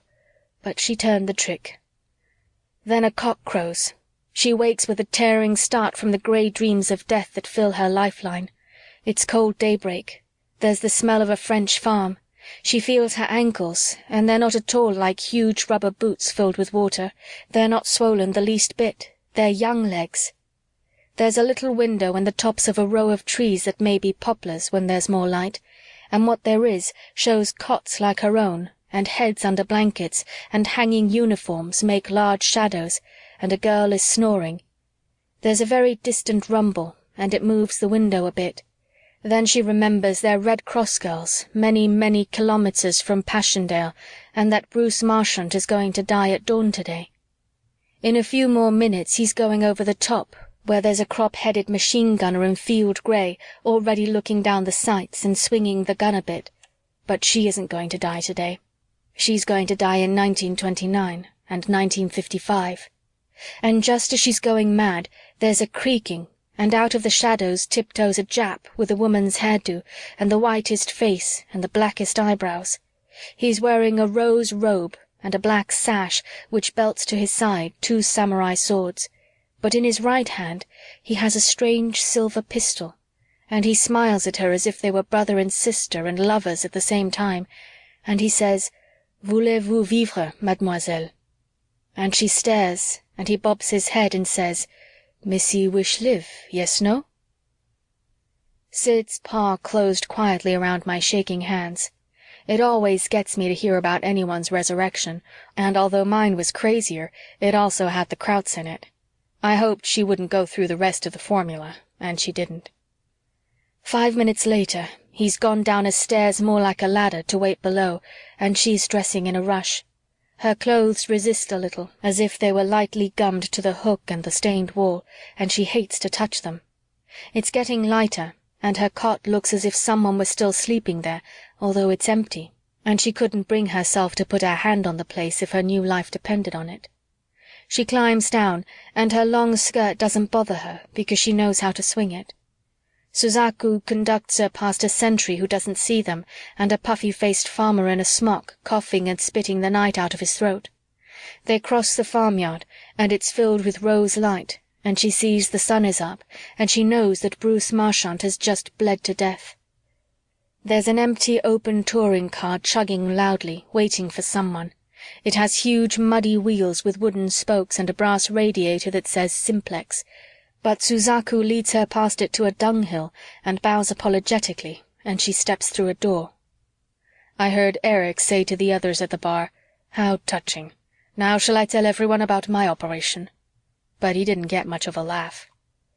That's how Lillian Foster came into the change world with its steel-engraved nightmares and its deadly pace and deadlier lassitudes. I was more alive than I ever had been before, but it was the kind of life a corpse might get from unending electrical shocks, and I couldn't summon any purpose or hope, and Bruce Marchant seemed farther away than ever.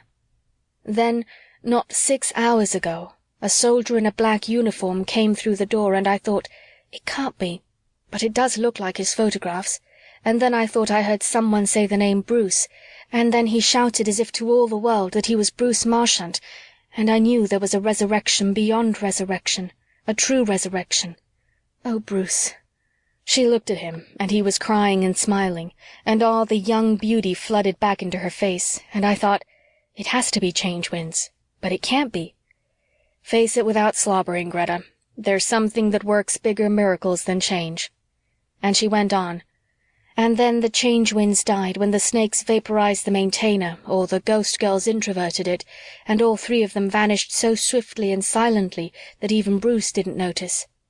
Those are the best explanations I can summon, and I fancy one of them is true.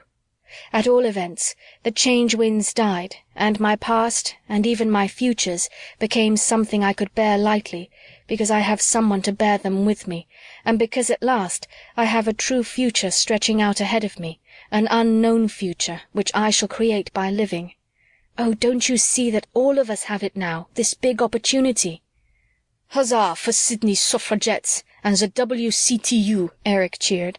"Bo, will you play us a medley of Hearts and Flowers and Onward Christian Soldiers? I am deeply moved, Lily. Where do the rest of us queue up for the great love affair of the century?" End of Chapter 11.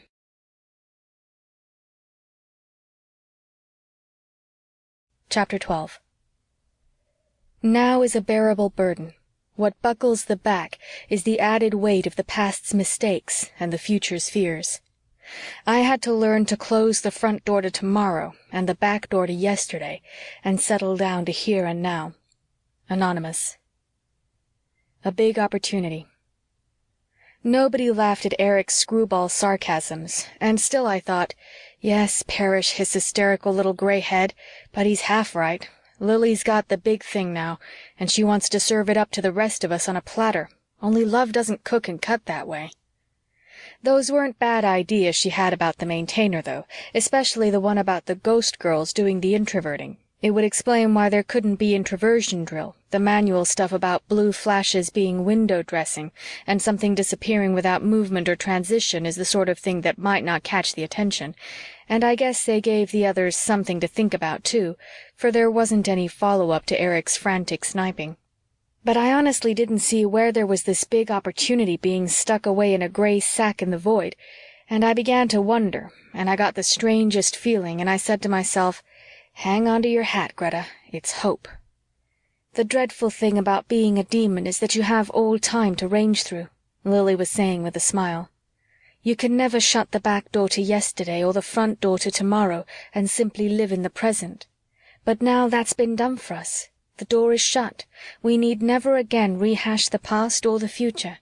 The spiders and snakes can never find us, for who ever heard of a place that was truly lost being rescued? And as those in the know have told me, introversion is the end as far as those outside are concerned. So we're safe from the spiders and snakes. We need never be slaves or enemies again, and we have a place in which to live our new lives, the place prepared for us from the beginning. She paused. Surely you understand what I mean. Sidney and Beauregard and Dr. Pyeshkov are the ones who explained it to me. The place is a balanced aquarium, just like the cosmos. No one knows how many ages of big time it has been in use, without a bit of new material being brought in, only luxuries and people, and not a bit of waste cast off. No one knows how many more ages it may not sustain life. I never heard of minor maintainers wearing out. We have all the future, all the security anyone can hope for. We have a place to live together. You know, she was dead right. And I realized that all the time I'd had the conviction in the back of my mind that we were going to suffocate or something if we didn't get a door open pretty quick. I should have known differently, if anyone should, because I'd once been in the place without a door for as long as 100 sleeps during a foxhole stretch of the Change War, and we'd had to start cycling our food, and it had been okay. And then, because it is also the way my mind works, I started to picture in a flash the consequences of our living together all by ourselves, like Lily said. I began to pair people off. I couldn't help it. Let's see. 4 women, 6 men, 2 ETs. Greta, I said, you're going to be Miss Polly Andry for sure. We'll have a daily newspaper and folk dancing classes. We'll shut the bar except evenings. Bruce'll keep a rhymed history of the place. I even thought, though I knew this part was strictly silly, about schools and children.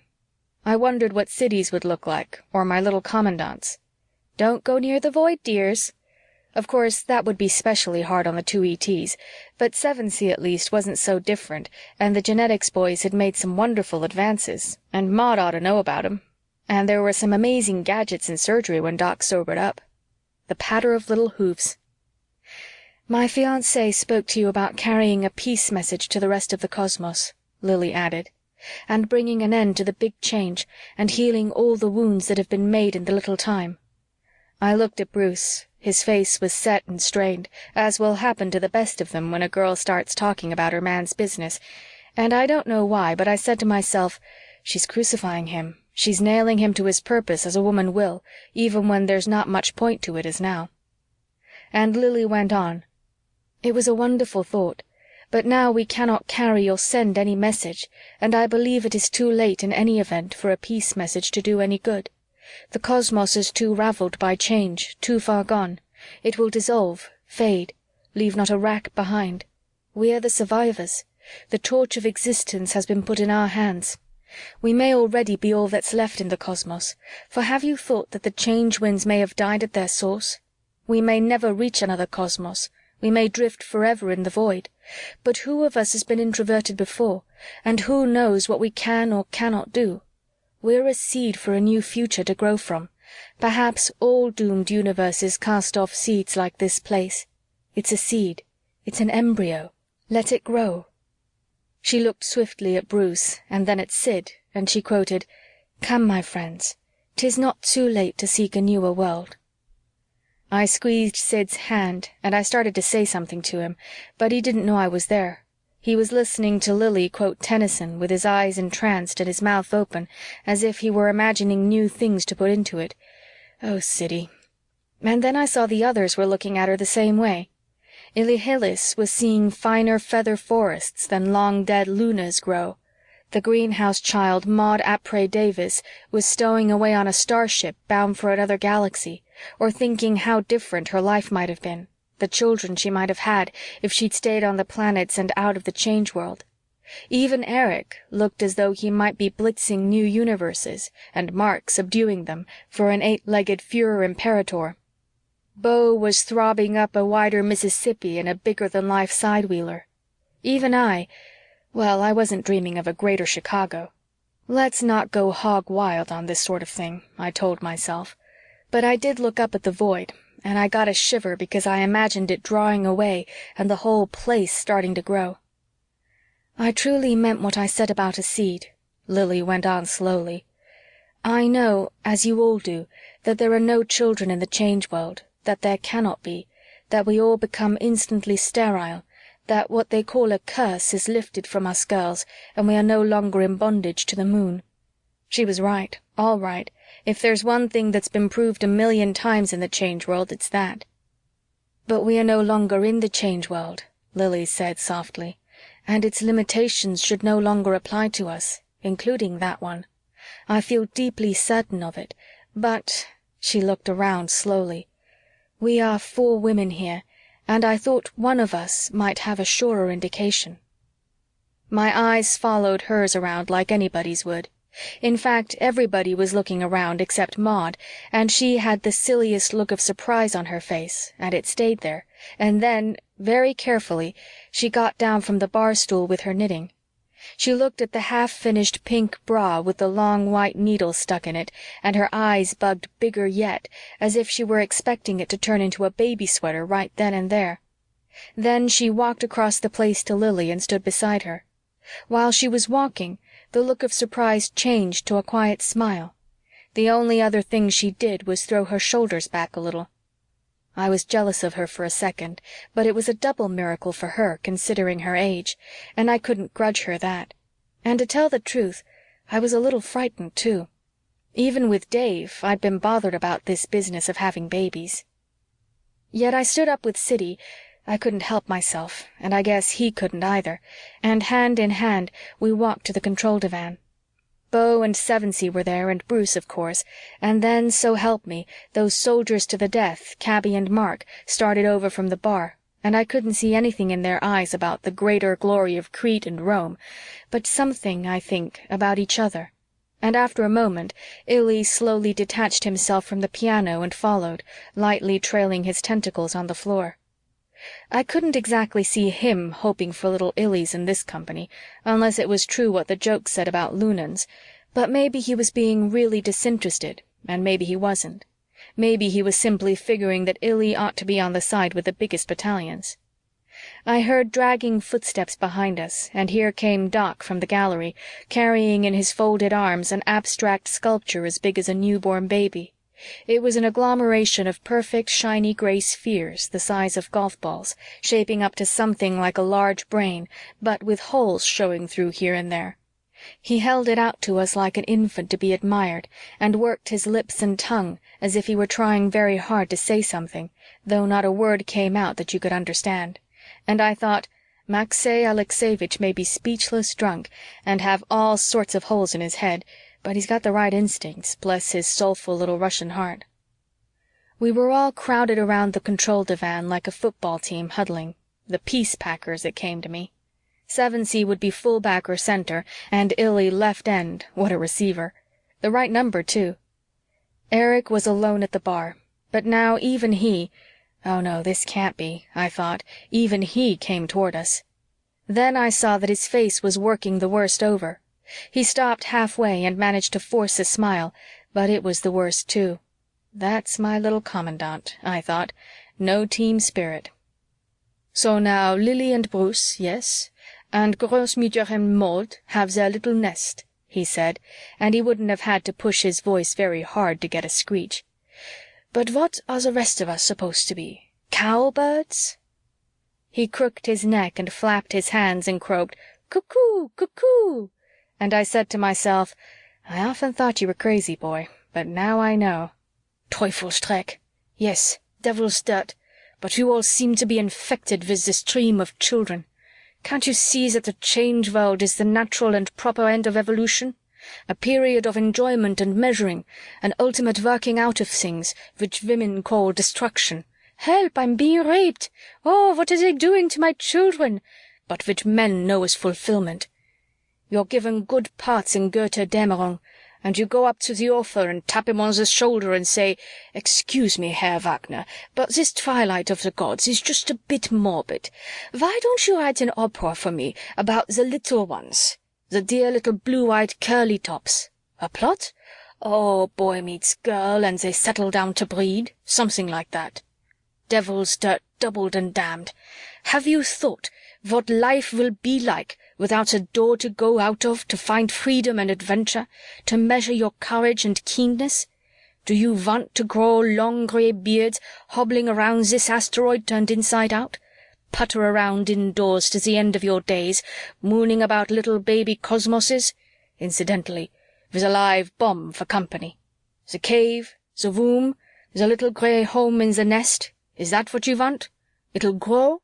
Oh, yes, like the city engulfing the wild wood, a proliferation of Kinder, Kirche, Küche. I should live so long. Women. How I hate their bright eyes as they look at me from the fireside, bent-shouldered, rocking, deeply happy to be old, and say, "He's getting weak, he's giving out. Soon I'll have to put him to bed and do the simplest things for him. Your filthy triple goddess, cabby, the birther, bride, and barrier of man. Woman, the enfeebler, the fetterer, the crippler. Woman, and the curly-headed little cancer she wants." He lurched toward us, pointing at Lily. "I never knew one who didn't want to cripple a man if you gave her the chance. Cripple him, swaddle him, clip his wings, grind him to sausage to mold another man, hers, a doll man. You hid the maintainer, you little smother-hen, so you could have your nest and your Brucey." He stopped, gasping, and I expected someone to bop him one on the schnozzle, and I think he did too. I turned to Bruce, and he was looking, I don't know how, sorry, guilty, anxious, angry, shaken, inspired all at once, and I wished people sometimes had simple suburban reactions like magazine stories. Then Erich made the mistake, if it was one, of turning toward Bruce and slowly staggering toward him, pawing the air with his hands as if he were going to collapse into his arms, and saying, "Don't let them get you, Bruce. Don't let them tie you down. Don't let them clip you, your words or your deeds. You're a soldier. Even when you talked about a peace message, you talked about doing some smashing of your own. No matter what you think and feel, Bruce, no matter how much lying you do and how much you hide, "You're really not on their side." That did it. It didn't come soon enough, or, I think, in the right spirit to please me, but I will say it for Bruce that he didn't muck it up by tipping or softening his punch. He took one step forward, and his shoulders spun, and his fist connected sweet and clean. As he did it, he said only one word: "Loki." And darn if that didn't switch me back to a campfire in the Indiana Dunes, and my mother telling me out of the Elder Saga about the malicious, sneering, all-spoiling Norse god, and how, when the other gods came to trap him in his hideaway by the river, he was on the point of finishing knotting a mysterious net big enough, I had imagined, to snare the whole universe, and that if they'd come a minute later, he would have. Eric was stretched on the floor, his head hitched up, rubbing his jaw and glaring at Bruce. Mark, who was standing beside me, moved a little, and I thought he was going to do something, maybe even clobber Bruce in the old spirit of "you can't do that to my buddy," but he just shook his head and said, "Omnia vincit amor." I nudged him and said, "Meaning?" And he said, "Love licks everything." I'd never have expected it from a Roman, but he was half right at any rate. Lily had her victory, Bruce clearing the field for the marriage by laying out the woman-hating boyfriend who would be trying to get him to go out nights. At that moment, I think Bruce wanted Lily and a life with her more than he wanted to reform the Change World. Sure, us women have our little victories, until the legions come, or the little corporal draws up his artillery, or the panzers roar down the road. Eric scrambled to his feet and stood there in a half-slump, half-crouch, still rubbing his jaw and glaring at Bruce over his hand, but making no move to continue the fight, and I studied his face and said to myself, if he can get a gun, he's going to shoot himself, I know.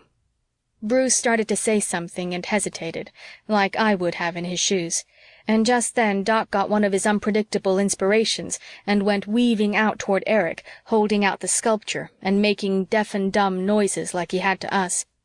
Eric looked at him as if he were going to kill him, and then grabbed the sculpture and swung it up over his head and smashed it down on the floor. And for a wonder, it didn't shatter. It just skidded along in one piece and stopped inches from my feet. That thing not breaking must have been the last straw for Eric. I swear I could see the red surge up through his eyes toward his brain. He swung around into the stores sector and ran the few steps between him and the bronze bomb chest. Everything got very slow motion for me, though I didn't do any moving.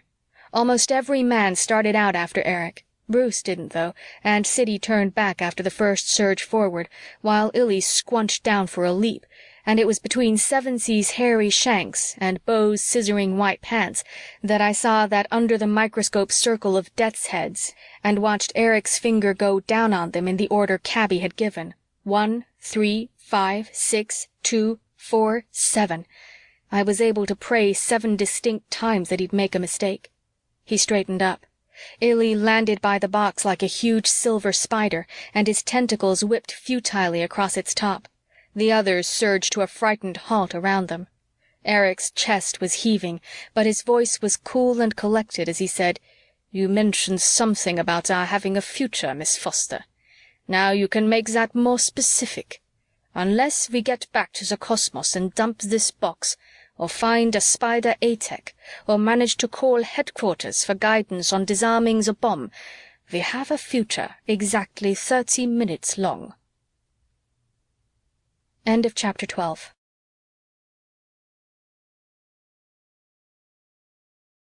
Chapter 13. But whence he was, or of what womb he bore, of beasts or of the earth, I have not read, but certes was with milk of wolves and tigers fed. Spencer. The tiger is loose.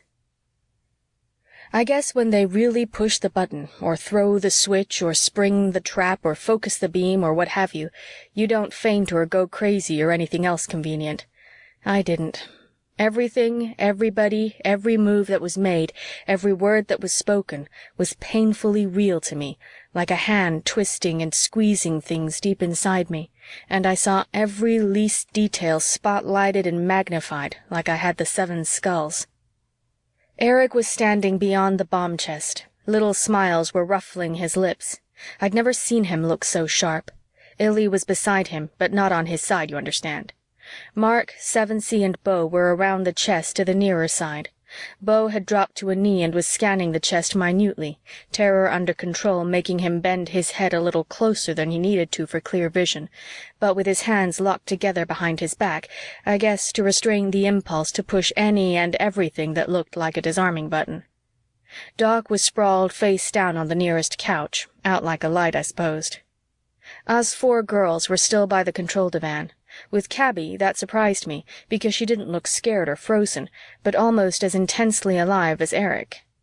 Sid had turned back, as I'd said, and had one hand stretched out toward but not touching the minor maintainer, and a look on his beardy face as if he were calling down death and destruction on every boozy rogue who had ever gone up from King's Lynn to Cambridge and London, and I realized why. If he'd thought of the minor maintainer a second sooner, he could have pinned Eric down with heavy gravity before he could touch the buttons. Bruce was resting one hand on the head of the control divan and was looking toward the group around the chest, toward Eric, I think, as if Eric had done something rather wonderful for him, though I can't imagine myself being tickled at being included in anybody's suicide surprise party. Bruce looked altogether too dreamy, Brahma blast him, for someone who must have the same steel-spiked thought in his head that I know darn well the rest of us had, that in 29 minutes or so the place would be a sun in a bag. Eric was the first to get down to business, as I'd have laid any odds he would be. He had the jump on us, and he wasn't going to lose it. "Well, when are you going to start getting Lily to tell us where she hid the maintainer? It has to be her. She was too certain it was gone forever when she talked. And Bruce must have seen from the bar who took the maintainer, and who would he cover up for but his girl?" There he was, plagiarizing my ideas, but I guess I was willing to sign them over to him in full if he got us the right pail of water for that time bomb. He glanced at his wrist. "According to my caller, you have 29.5 minutes, including the time it will take to get a door or contact headquarters. When are you going to get busy on the girl?" Bruce laughed a little, deprecatingly so help me, and started toward him. "Look here, old man," he said. "There's no need to trouble Lily or to fuss with headquarters even if you could. Really, not at all. Not to mention that your surmises are quite unfounded, old chap, and I'm a bit surprised at your advancing them. But that's quite all right, because as it happens, I'm an atomics technician, and I even worked on that very bomb. To disarm it, you just have to fiddle a bit with some of the ankhs, those hoopy little crosses. Here, let me."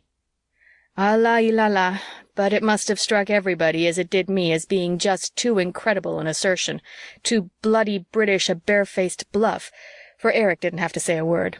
Mark and Sevensee grabbed Bruce by the arms, one on each side, as he stooped toward the bronze chest, and they weren't gentle about it. Then Eric spoke. "Oh, no, Bruce. Very sporting of you to try to cover up for your girlfriend.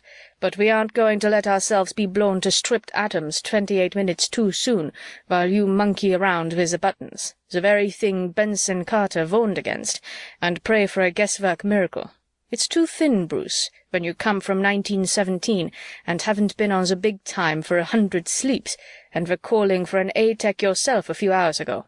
Much too thin. Bruce, something is going to happen that I'm afraid you won't like, but you're going to have to put up with it. That is, unless Miss Foster decides to be cooperative." "I say, you fellows, let me go," Bruce demanded, struggling experimentally. "I know it's a bit thick to swallow, and I did give you the wrong impression calling for an A-Tech, but I just wanted to capture your attention then. I didn't want to have to work on the bomb. Really, Eric, would they have ordered Benson Carter to pick us up unless one of us were an A-Tech? They'd be sure to include one in the bally operation." "When they're using patchwork tactics," Eric grinningly quoted back at him. Cabby spoke up beside me and said, "Benson Carter was a magician of matter, and he was going on the operation disguised as an old woman. We have the cloak and hood with the other garments." And I wondered how this cold fish of a she-officer could be the same girl who was giving Mark slurpy looks not 10 minutes ago. "Well?" Eric asked, glancing at his collar and then swinging his eyes around at us as if there must be some of the old Wehrmacht iron somewhere.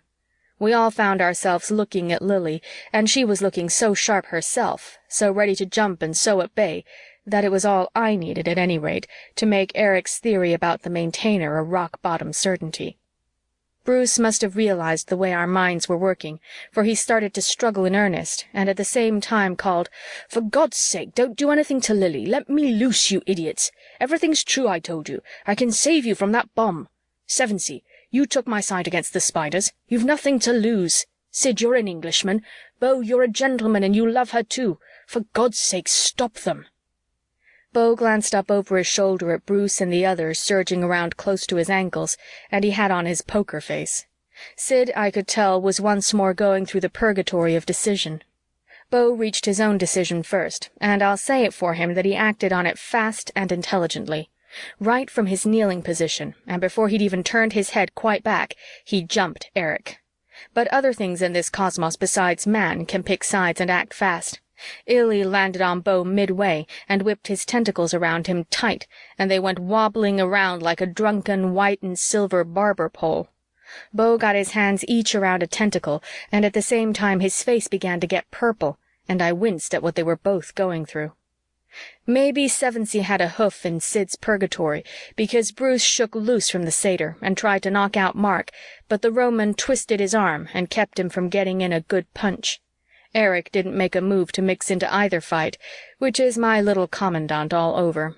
Using his fists on anybody but me is beneath him.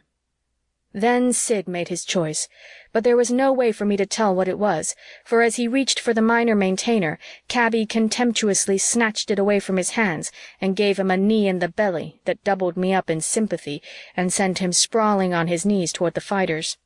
On the return, Cabby gave Lily, who'd started to grab too, an effortless backhand smash that set her down on the divan. Eric's face lit up like an electric sign, and he kept his eyes fixed on Cabby. She crouched a little, carrying her weight on the balls of her feet and firmly cradling the minor maintainer in her left arm, like a basketball captain planning an offensive. Then she waved her free hand decisively to the right. I didn't get it, but Eric did, and Mark too, for Eric jumped for the refresher sector, and Mark let go of Bruce and followed him, ducking around Sevensey's arms, who was coming back into the fight, on which side I don't know. Illy unwhipped from Beau and copied Eric and Mark with one big spring.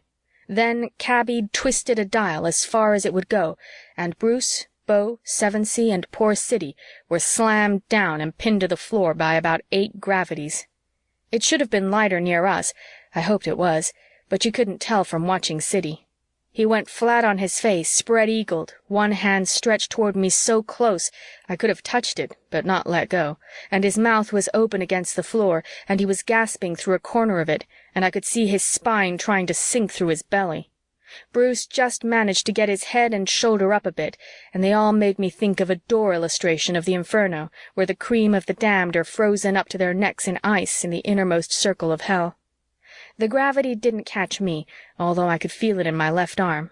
I was mostly in the refresher sector, but I'd dropped down flat too, partly out of a crazy compassion I have, but mostly because I didn't want to take a chance of having Cabby knock me down. Eric, Mark, and Illy had got clear, and they headed toward us. Maud picked the moment to make her play. She hadn't much choice of times if she wanted to make one.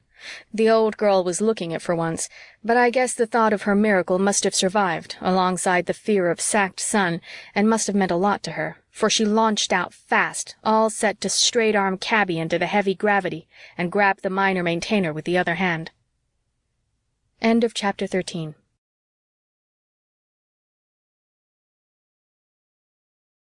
Chapter 14. Like diamonds, we are cut with our own dust. Webster. Now will you talk? Cretans have eyes under their back hair, or, let's face it, entertainers aren't soldiers. Cabby weaved to one side and flicked a helpful hand, and poor old Maud went where she'd been going to send Cabby. It sickened me to see the gravity take hold and yank her down. I could have jumped up and made it 4 in a row for Cabby, but I'm not a bit brave when things like my life are at stake. Lily was starting to get up, acting a little dazed. Cabby gently pushed her down again and quietly said, "Where is it?" and then hauled off and slapped her across the face. What got me was the matter-of-fact way Cabby did it. I can understand somebody getting mad and socking someone, or even deliberately working up a rage so as to be able to do something nasty, but this cold-blooded way turns my stomach. Lily looked as if half her face were about to start bleeding, but she didn't look dazed anymore, and her jaw set. Cabby grabbed Lily's pearl necklace and twisted it around her neck, and it broke, and the pearls went bouncing around like ping-pong balls. So Cabby yanked down Lily's gray silk bandeau until it was around the neck, and tightened that. Lily started to choke through her tight-pressed lips.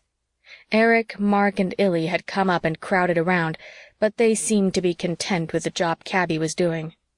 "Listen, slut," she said, "we have no time. You have a healing room in this place. I can work the things." Here it comes, I thought, wishing I could faint.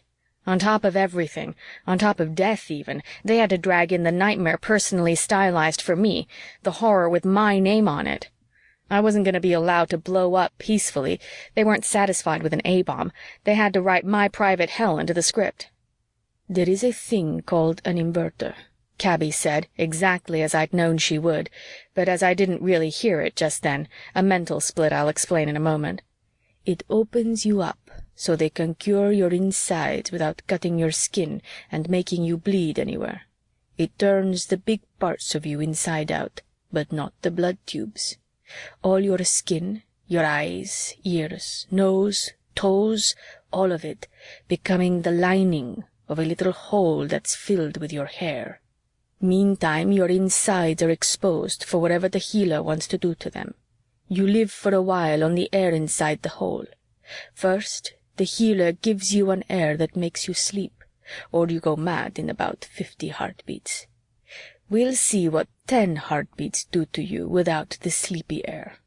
Now will you talk?" I hadn't been listening to her, though, not the real me, or I'd have gone mad without getting the treatment. I once heard Doc say your liver is more mysterious and farther away from you than the stars, because although you live with your liver all your life, you never see it or learn to point to it instinctively, and the thought of someone messing around with that intimate yet unknown part of you is just too awful. I knew I had to do something quick. Hell, at the first hint of introversion, before Cabby had even named it, Illy had winced so that his tentacles were all drawn up like fat feather sausages. Eric had looked at him questioningly, but that lousy loony had unendeared himself to me by squeaking, "Don't mind me. I'm just sensitive. Get on with the girl. Make her tell." Yes, I knew I had to do something, and here on the floor that meant thinking hard and in high gear about something else. The screwball sculpture Eric had tried to smash was a foot from my nose, and I saw a faint trail of white stuff where it had skidded. I reached out and touched the trail. It was finely gritty, like powdered glass. I tipped up the sculpture, and the part on which it had skidded wasn't marred at all, not even dulled. The gray spheres were as glisteningly bright as ever. So I knew the trail was diamond dust, rubbed off the diamonds in the floor by something even harder.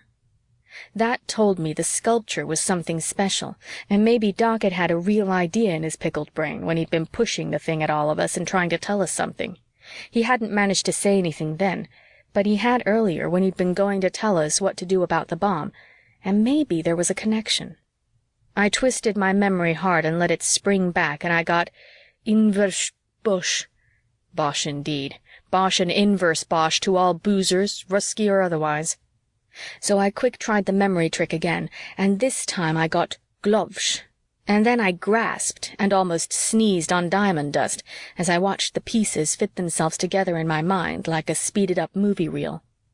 It all hung on that black right-hand hussar's glove Lily had produced for Bruce.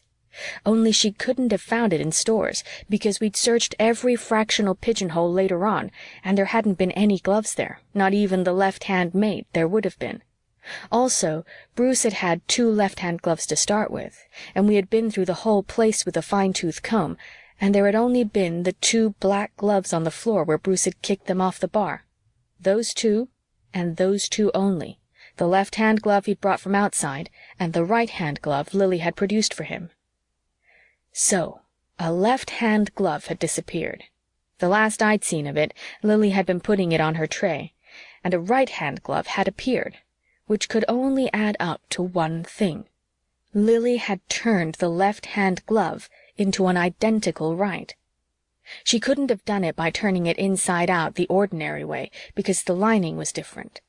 But as I knew only too sickeningly well, there was an extraordinary way to turn things inside out, things like human beings.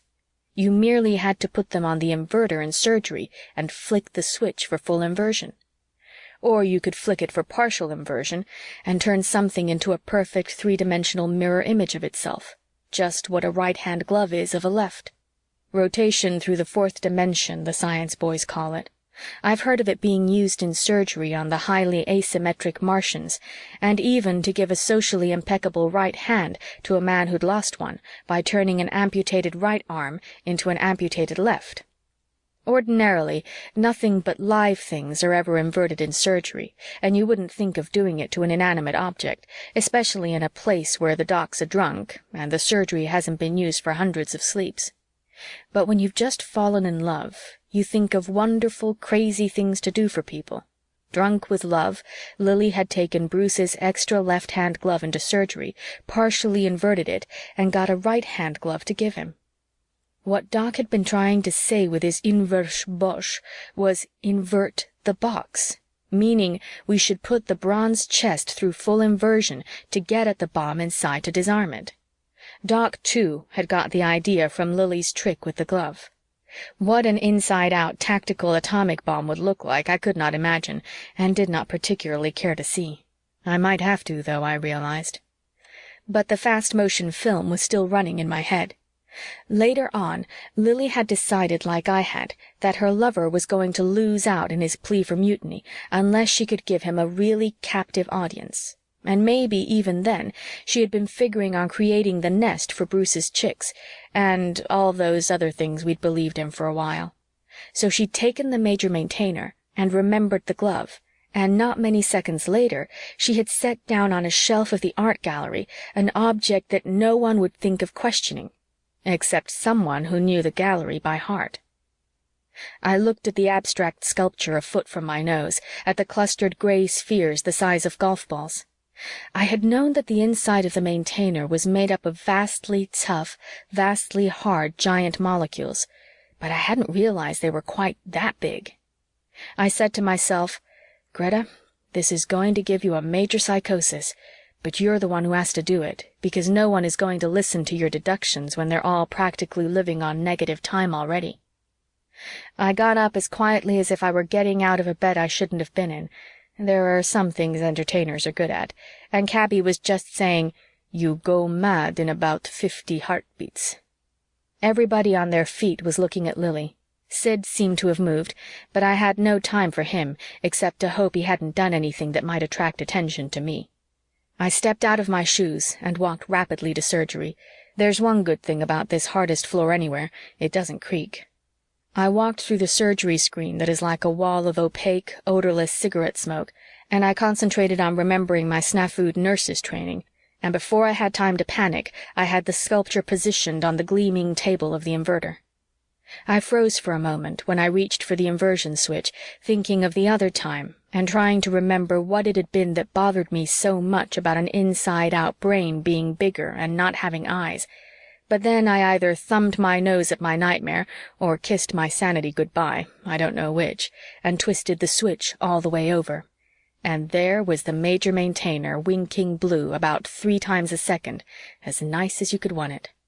It must have been working as sweet and steady as ever all the time it was inverted, except that, being inside out, it had hocused the direction finders.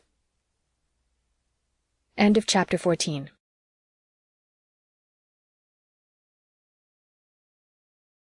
Chapter 15. Black-legged spiders with red hearts of hell. Marquis. Lord Spider. Jesu! I turned and Sid's face was sticking through the screen like a tinted bas-relief hanging on a gray wall, and I got the impression he had peered unexpectedly through a slit in an arras into Queen Elizabeth's bedroom. He didn't have any time to linger on the sensation, even if he'd wanted to, for an elbow with a copper band thrust through the screen and dug his ribs, and Cabby marched Lily in by the neck. Eric, Mark, and Illy were right behind. They caught the blue flashes and stopped dead, staring at the long-lost. Eric spared me one look which seemed to say, "So you did it. Not that it matters." Then he stepped forward and picked it up and held it solidly to his left side in the double right angle made by fingers, forearm, and chest, and reached for the introversion switch with a look on his face as if he were opening a fifth of whiskey. The blue light died, and change winds hit me like a stiff drink that had been a long, long time in coming, like a hot trumpet note out of nowhere. I felt the changing pasts blowing through me, and the uncertainties whistling past, and ice-stiff reality softening with all its duties and necessities, and the little memories shredding away and dancing off like autumn leaves, leaving maybe not even ghosts behind, and all the crazy moods like Mardi Gras dancers pouring down an evening street, and something inside me had the nerve to say it didn't care whether Greta Forzane's death was riding in those winds, because they felt so good. I could tell it was hitting the others the same way. Even battered, tight-lipped Lily seemed to be saying, "You're making me drink the stuff and I hate you for it, but I do love it." I guess we'd all had the worry that even finding and extroverting the Maintainer wouldn't put us back in touch with the cosmos and give us those winds we hate and love. The thing that cut through to us as we stood there glowing was not the thought of the bomb, though that would have come in a few seconds more, but Sid's voice. He was still standing in the screen, except that now his face was out the other side, and we could just see parts of his gray doubleted back, but of course his Jesu came through the screen as if it weren't there. At first I couldn't figure out who he could be talking to, but I swear I never heard his voice so courtly obsequious before, so strong and yet so filled with awe and an undernote of, yes, sheer terror. "Lord, I am filled from top to toe with confusion that you should so honor my poor place," he said. "Poor say I and mine, when I mean that I have ever busked it faithfully for you, not dreaming that you would ever condescend, yet knowing that your eye was certes ever upon me. Though I am but as a poor pinch of dust adrift between the suns, I abase myself. Prithee, how may I serve thee, sir? I know not e'en how most suitably to address thee, Lord. King? Emperor? Spider?" I felt like I was getting very small, but not a bit less visible, worse luck, and even with the change winds inside me to give me courage, I thought this was really too much coming on top of everything else. It was simply unfair. At the same time, I realized it was to be expected that the big bosses would have been watching us with their unblinking, beady black eyes ever since we had introverted, waiting to pounce if we should ever come out of it. I tried to picture what was on the other side of the screen, and I didn't like the assignment. But in spite of being petrified, I had a hard time not giggling, like the zany at graduation exercises, at the way the others in surgery were taking it. I mean the soldiers. They each stiffened up like they had the old ramrod inside them, and their faces got that important look, and they glanced at each other and the floor without lowering their heads, as if they were measuring the distance between their feet and mentally checking alternate sets of footprints to step into. The way Eric and Cabby held the major and minor maintainers became formal. The way they checked their collars and nodded reassuringly was positively esoteric. Even Illy somehow managed to look as if he were on parade. Then, from beyond the screen, came what was, under the circumstances, the worst noise I've ever heard. A seemingly wordless, distant-sounding howling and wailing, with a note of menace that made me shake, although it also had a nasty familiarity about it I couldn't place. Sid's voice broke into it loud, fast, and frightened. "Your pardon, Lord. I did not think. Certes, the gravity. I'll attend to it on the instant." He whipped a hand and half a head back through the screen, but without looking back, and snapped his fingers, and before I could blink, Cabby had put the minor maintainer in his hand. Sid went completely out of sight then, and the howling stopped, and I thought that if that was the way a Lord Spider expressed his annoyance at being subjected to incorrect gravity, I hoped the bosses wouldn't start any conversations with me. Eric pursed his lips and threw the other soldiers a nod, and the four of them marched through the screen as if they'd drilled a lifetime for this moment. I had the wild idea that Eric might give me his arm, but he strode past me as if I were an entertainer. I hesitated a moment then, but I had to see what was happening outside, even if I got eaten up for it. Besides, I had a bit of the thought that if these formalities went on much longer, even a Lord Spider was going to discover just how immune he was to confined atomic blast. I walked through the screen with Lily beside me. The soldiers had stopped a few feet in front of it. I looked around ahead for whatever it was going to turn out to be, prepared to drop a curtsy or whatever else, bar nothing, that seemed expected of me. I had a hard time spotting the beast. Some of the others seemed to be having trouble too. I saw Doc weaving around foolishly by the control divan, and Bruce and Beau and Sevensee and Maud on their feet beyond it, and I wondered whether we were dealing with an invisible monster. Ought to be easy enough for the bosses to turn a simple trick like invisibility. Then I looked sharply left, where everyone else, even glassy-eyed Doc, was coming to look, into the door sector, only there wasn't any monster there, or even a door, but just Siddy, holding the minor maintainer and grinning like when he's threatening to tickle me, only more fiendishly. "Not a move, masters," he cried, his eyes dancing, "or I'll pin the pack of you down. Marry and our men I will. It is my firm purpose to see the place blasted before I let this instrument out of my hands again." My first thought was, "'Sblood, but Siddy's a real actor. I don't care if he didn't study under anyone later than Burbage. That just proves how good Burbage is." Sid had convinced us not only that the real spiders had arrived, but earlier that the gravity in the edge of stores had been a lot heavier than it actually was. He completely fooled all those soldiers, including my swelled-headed victorious little commandant, and I kind of filed away the timing of that business of reaching out the hand and snapping the fingers without looking. It was so good. "Beauregard," Sid called, "get to the Major Maintainer and call headquarters. But don't come through door, Mary, go by refresher. I'll not trust a single demon of you in this sector with me until much more has been shown and settled." "Siddy, you're wonderful," I said, starting toward him. "As soon as I got the Maintainer unsnarled and looked around and saw your sweet old face—" "Back, tricksy trull. Not the breadth of one scarlet toenail nearer me, you queen of sleights and high priestess of deception," he bellowed.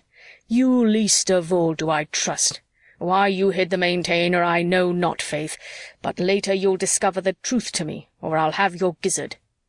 I could see there was going to have to be a little explaining. Doc, touched off, I guess, by Sid waving his hand at me, threw back his head and let off one of those shuddery Siberian wolf howls he does so blamed well.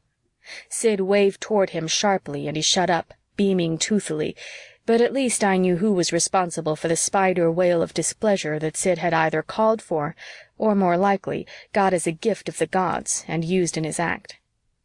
Beau came circling around fast, and Erich shoved the Major Maintainer into his hands without making any fuss. The four soldiers were looking pretty glum after losing their grand review. Beau dumped some junk off one of the art gallery's sturdy taborets and set the Major Maintainer on it carefully but fast, and quickly knelt in front of it and whipped on some earphones and started to tune. The way he did it snatched away from me my inward glory at my big inversion brainwave so fast I might never have had it, and there was nothing in my mind again but the bronze bomb chest. I wondered if I should suggest inverting the thing, but I said to myself, Greta, you got no diploma to show them, and there probably isn't time to try two things anyway. Then Erich for once did something I wanted him to, though I didn't care for its effect on my nerves, by looking at his collar and saying quietly, 9 minutes to go, if place-time and cosmic time are syncing. Beau was steady as a rock and working adjustments so fine that I couldn't even see his fingers move. Then at the other end of the place, Bruce took a few steps toward us. Sevensee and Maud followed a bit behind him. I remembered Bruce was another of our nuts with a private program for blowing up the place. "Sidney," he called, and then, when he'd got Sid's attention, "Remember, Sidney, you and I both came down to London from Peterhouse." I didn't get it. Then Bruce looked toward Erich with a devil-may-care challenge, and toward Lily as if he were asking her forgiveness for something. I couldn't read her expression. The bruises were blue on her throat, and her cheek was puffy. Then Bruce once more shot Erich that look of challenge, and he spun and grabbed Sevensee by a wrist and stuck out a foot.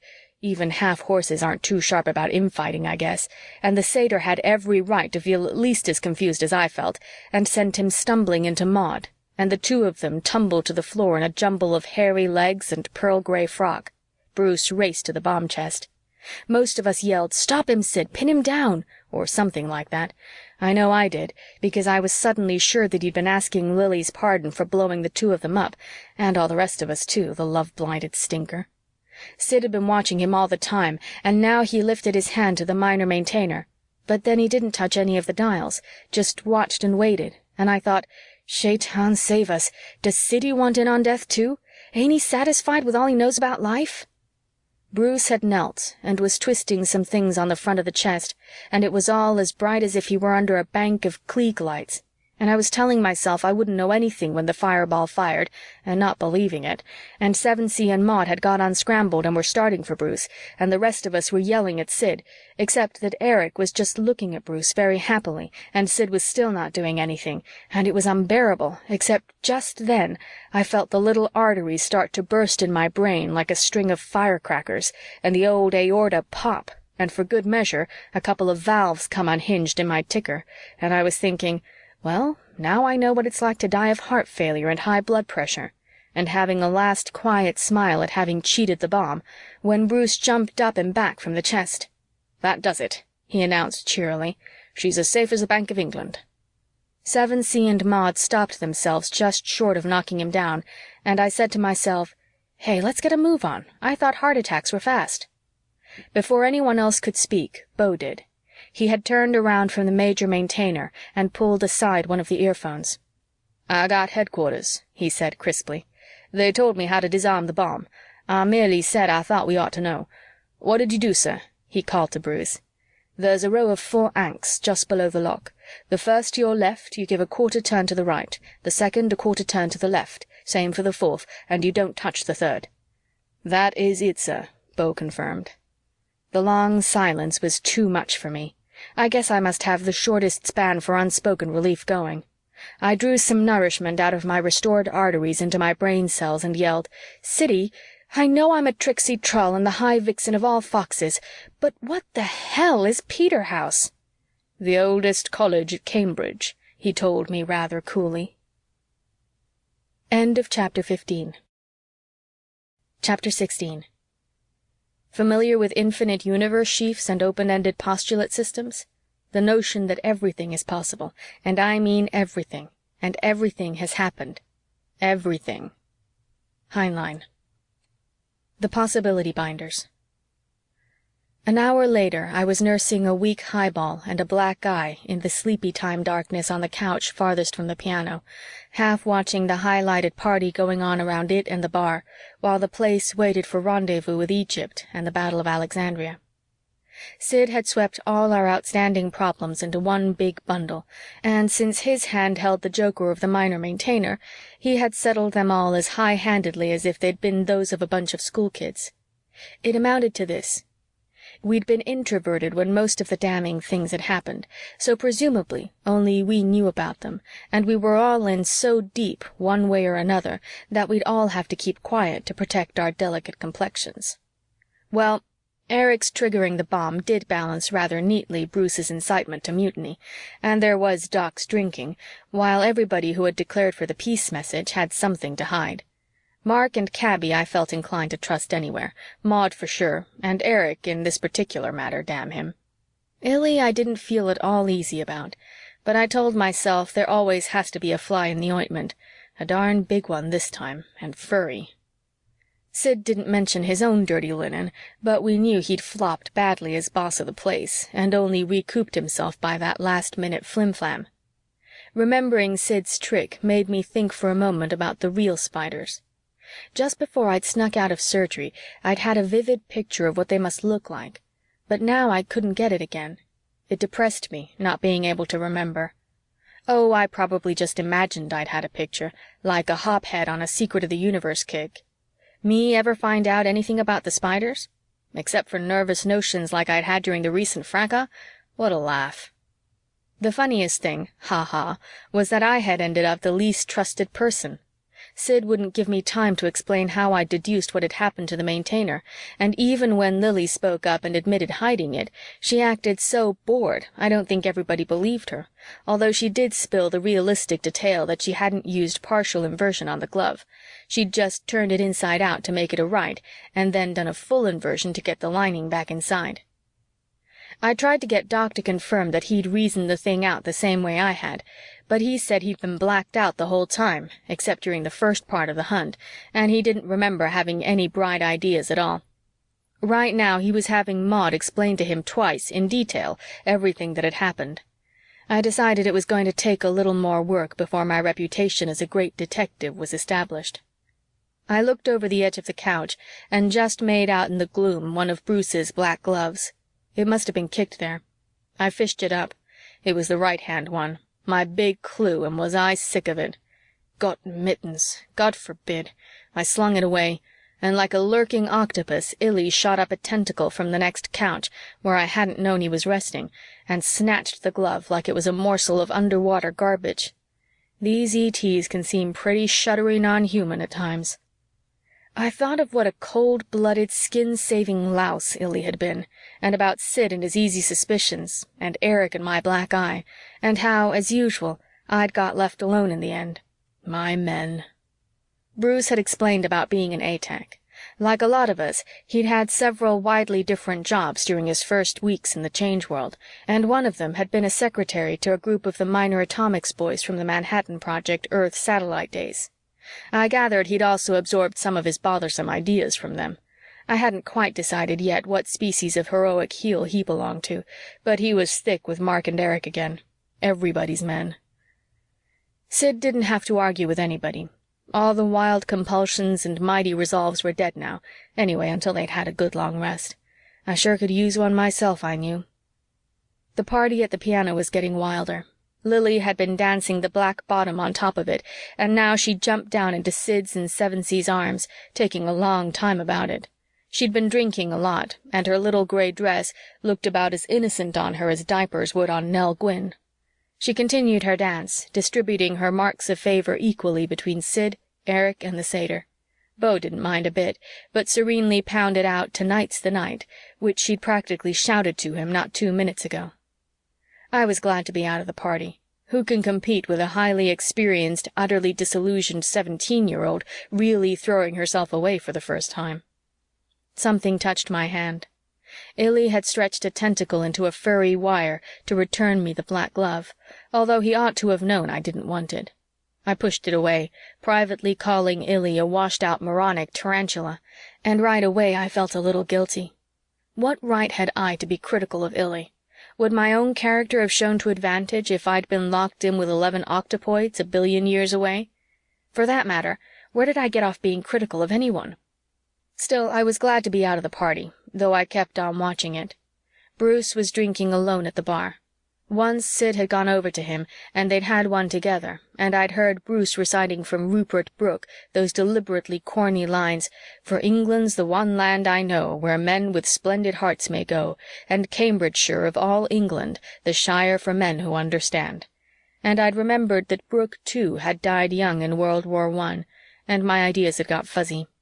But mostly, Bruce was just calmly drinking by himself.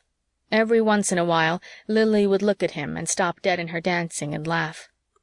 I'd figured out this Bruce, Lily, Eric business as well as I cared to. Lily had wanted the nest with all her heart, and nothing else would satisfy her, and now she'd go to hell her own way and probably die of Bright's disease for a 3rd time in the Change World. Bruce hadn't wanted the nest or Lily as much as he wanted the Change World and the chances it gave for soldierly cavorting and poetic drunks.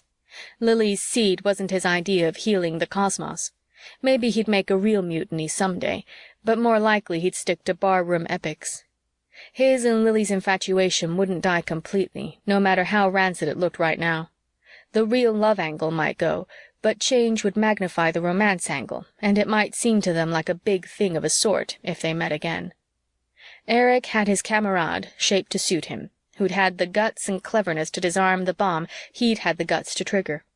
You have to hand it to Eric for having the nerve to put us all in a situation where we'd have to find the maintainer or fry, but I don't know anything disgusting enough to hand to him. I had tried a while back. I'd gone up behind him and said, "Hey, how's my wicked little commandant? Forgotten your und so weiter?" And as he turned, I clawed my nails and slammed him across the cheek. That's how I got the black eye. Maud wanted to put an electronic leech on it, but I took the old handkerchief and ice water. Well, at any rate, Eric had his scratches to match Bruce's. Not as deep, but 4 of them, and I told myself maybe they'd get infected. I hadn't washed my hands since the hunt. Not that Eric doesn't love scars. Mark was the one who helped me up after Eric knocked me down. "You got any omnius for that?" I snapped at him. "For what?" Mark asked. "Oh, for everything that's been happening to us," I told him disgustedly. He seemed to actually think for a moment, and then he said, "Omnia mutantur, nihil interit." "Meaning?" I asked him. He said, "All things change, but nothing is really lost." It would be a wonderful philosophy to stand with against the change winds. Also damn silly. I wondered if Mark really believed it. I wished I could. Sometimes I come close to thinking it's a lot of baloney trying to be any decent kind of demon, even a good entertainer. Then I tell myself, that's life, Greta. You've got to love through it somehow. But there are times when some of these kookies are not too easy to love. Something brushed the palm of my hand again. It was Illy's tentacle, with the tendrils of the tip speared out like a little brush. I started to pull my hand away, but then I realized the loon was simply lonely. I surrendered my hand to the patterned gossamer pressures of feather talk. Right away I got the words, "Feeling lonely, Greta girl?" It almost floored me, I tell you. Here I was understanding feather talk, which I just didn't, and I was understanding it in English, which didn't make any sense at all. For a second, I thought Illy must have spoken, but I knew he hadn't, and for a couple more seconds, I thought he was working telepathy on me, using the feather talk as cues. Then I tumbled to what was happening. He was playing English on my palm, like on the keyboard of his squeakbox, and since I could play English on a squeakbox myself, my mind translated automatically. Realizing this almost gave my mind stage fright, but I was too fagged to be hocused by self-consciousness. I just lay back and let the thoughts come through. It's good to have someone to talk to, even an underweight octopus, and without the squeaks, Illy didn't sound so silly. His phrasing was soberer. "Feeling sad, Greta girl, because you'll never understand what's happening to us all?" Illy asked me. "Because you'll never be anything but a shadow fighting shadows and trying to love shadows in between the battles? It's time you understood we're not really fighting a war at all, although it looks that way, but going through a kind of evolution, though not exactly the kind Eric had in mind. Your Terran thought has a word for it and a theory for it, a theory that recurs on many worlds. It's about the 4 orders of life: plants, animals, men, and demons. Plants are energy binders. They can't move through space or time, but they can clutch energy and transform it. Animals are space binders. They can move through space. Man, Terran or ET, Lunan or non-Lunan, is a time binder. He has memory. Demons are the 4th order of evolution, possibility binders. They can make all of what might be part of what is, and that is their evolutionary function. Resurrection is like the metamorphosis of a caterpillar into a butterfly. A 3rd order being breaks out of the chrysalis of its lifeline into a 4th order life. The leap from the ripped cocoon of an unchanging reality is like the first animal's leap when he ceases to be a plant, and the change world is the core of meaning behind the many myths of immortality. All evolution looks like a war at first. Octopoids against monopoids, mammals against reptiles. And it has a necessary dialectic. There must be the thesis, we call it snake, and the antithesis, spider, before there can be the ultimate synthesis, when all possibilities are fully realized in one ultimate universe. The change war isn't the blind destruction it seems. Remember that the serpent is your symbol of wisdom, and the spider your sign for patience. The 2 names are rightly frightening to you, for all high existence is a mixture of horror and delight. And don't be surprised, Greta girl, at the range of my words and thoughts. In a way, I've had 1 billion years to study Terra and learn her languages and myths. Who are the real spiders and snakes, meaning who were the first possibility binders? Who was Adam, Greta girl? Who was Cain? Who were Eve and Lilith?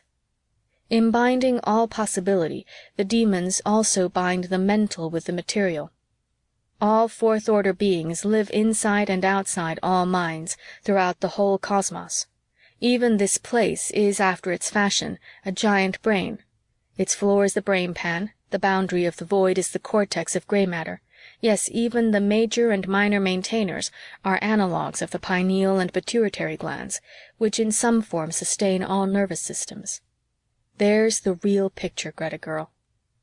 The feather talk faded out, and Illy's tendril tips merged into a soft pad on which I fingered. Thanks, Daddy Longlegs. Chewing over in my mind what Illy had just told me, I looked back at the gang around the piano. The party seemed to be breaking up. At least some of them were chopping away at it. Sid had gone to the control divan and was getting set to tune in Egypt. Mark and Cabby were there with him, all bursting with eagerness and the vision of tanks on ranks of mounted zombie bowmen going up in a mushroom cloud. I thought of what Illy had told me, and I managed to smile. Seems we've got to win and lose all the battles, every which way. Mark had just put on his Parthian costume, groaning cheerfully, "Trousers again," and was striding around under a hat like a fur-lined ice cream cone, with the sleeves of his metal-stuffed candies flapping over his hands. He waved a short sword with a heart-shaped guard at Bruce and Erich and told them to get a move on. Cabby was going along on the operation wearing the old woman disguise intended for Benson Carter. I got a half-hearted kick out of knowing she was going to have to cover that chest and hobble. Bruce and Erich weren't taking orders from Mark just yet. Erich went over and said something to Bruce at the bar, and Bruce got down and went over with Erich to the piano, and Erich tapped Beau on the shoulder and leaned over and said something to him, and Beau nodded and yanked Limehouse Blues to a fast close and started another piece, something slow and nostalgic. Erich and Bruce waved to Mark and smiled, as if to show him that whether he came over and stood with them or not, the legate and the lieutenant and the commandant were very much together.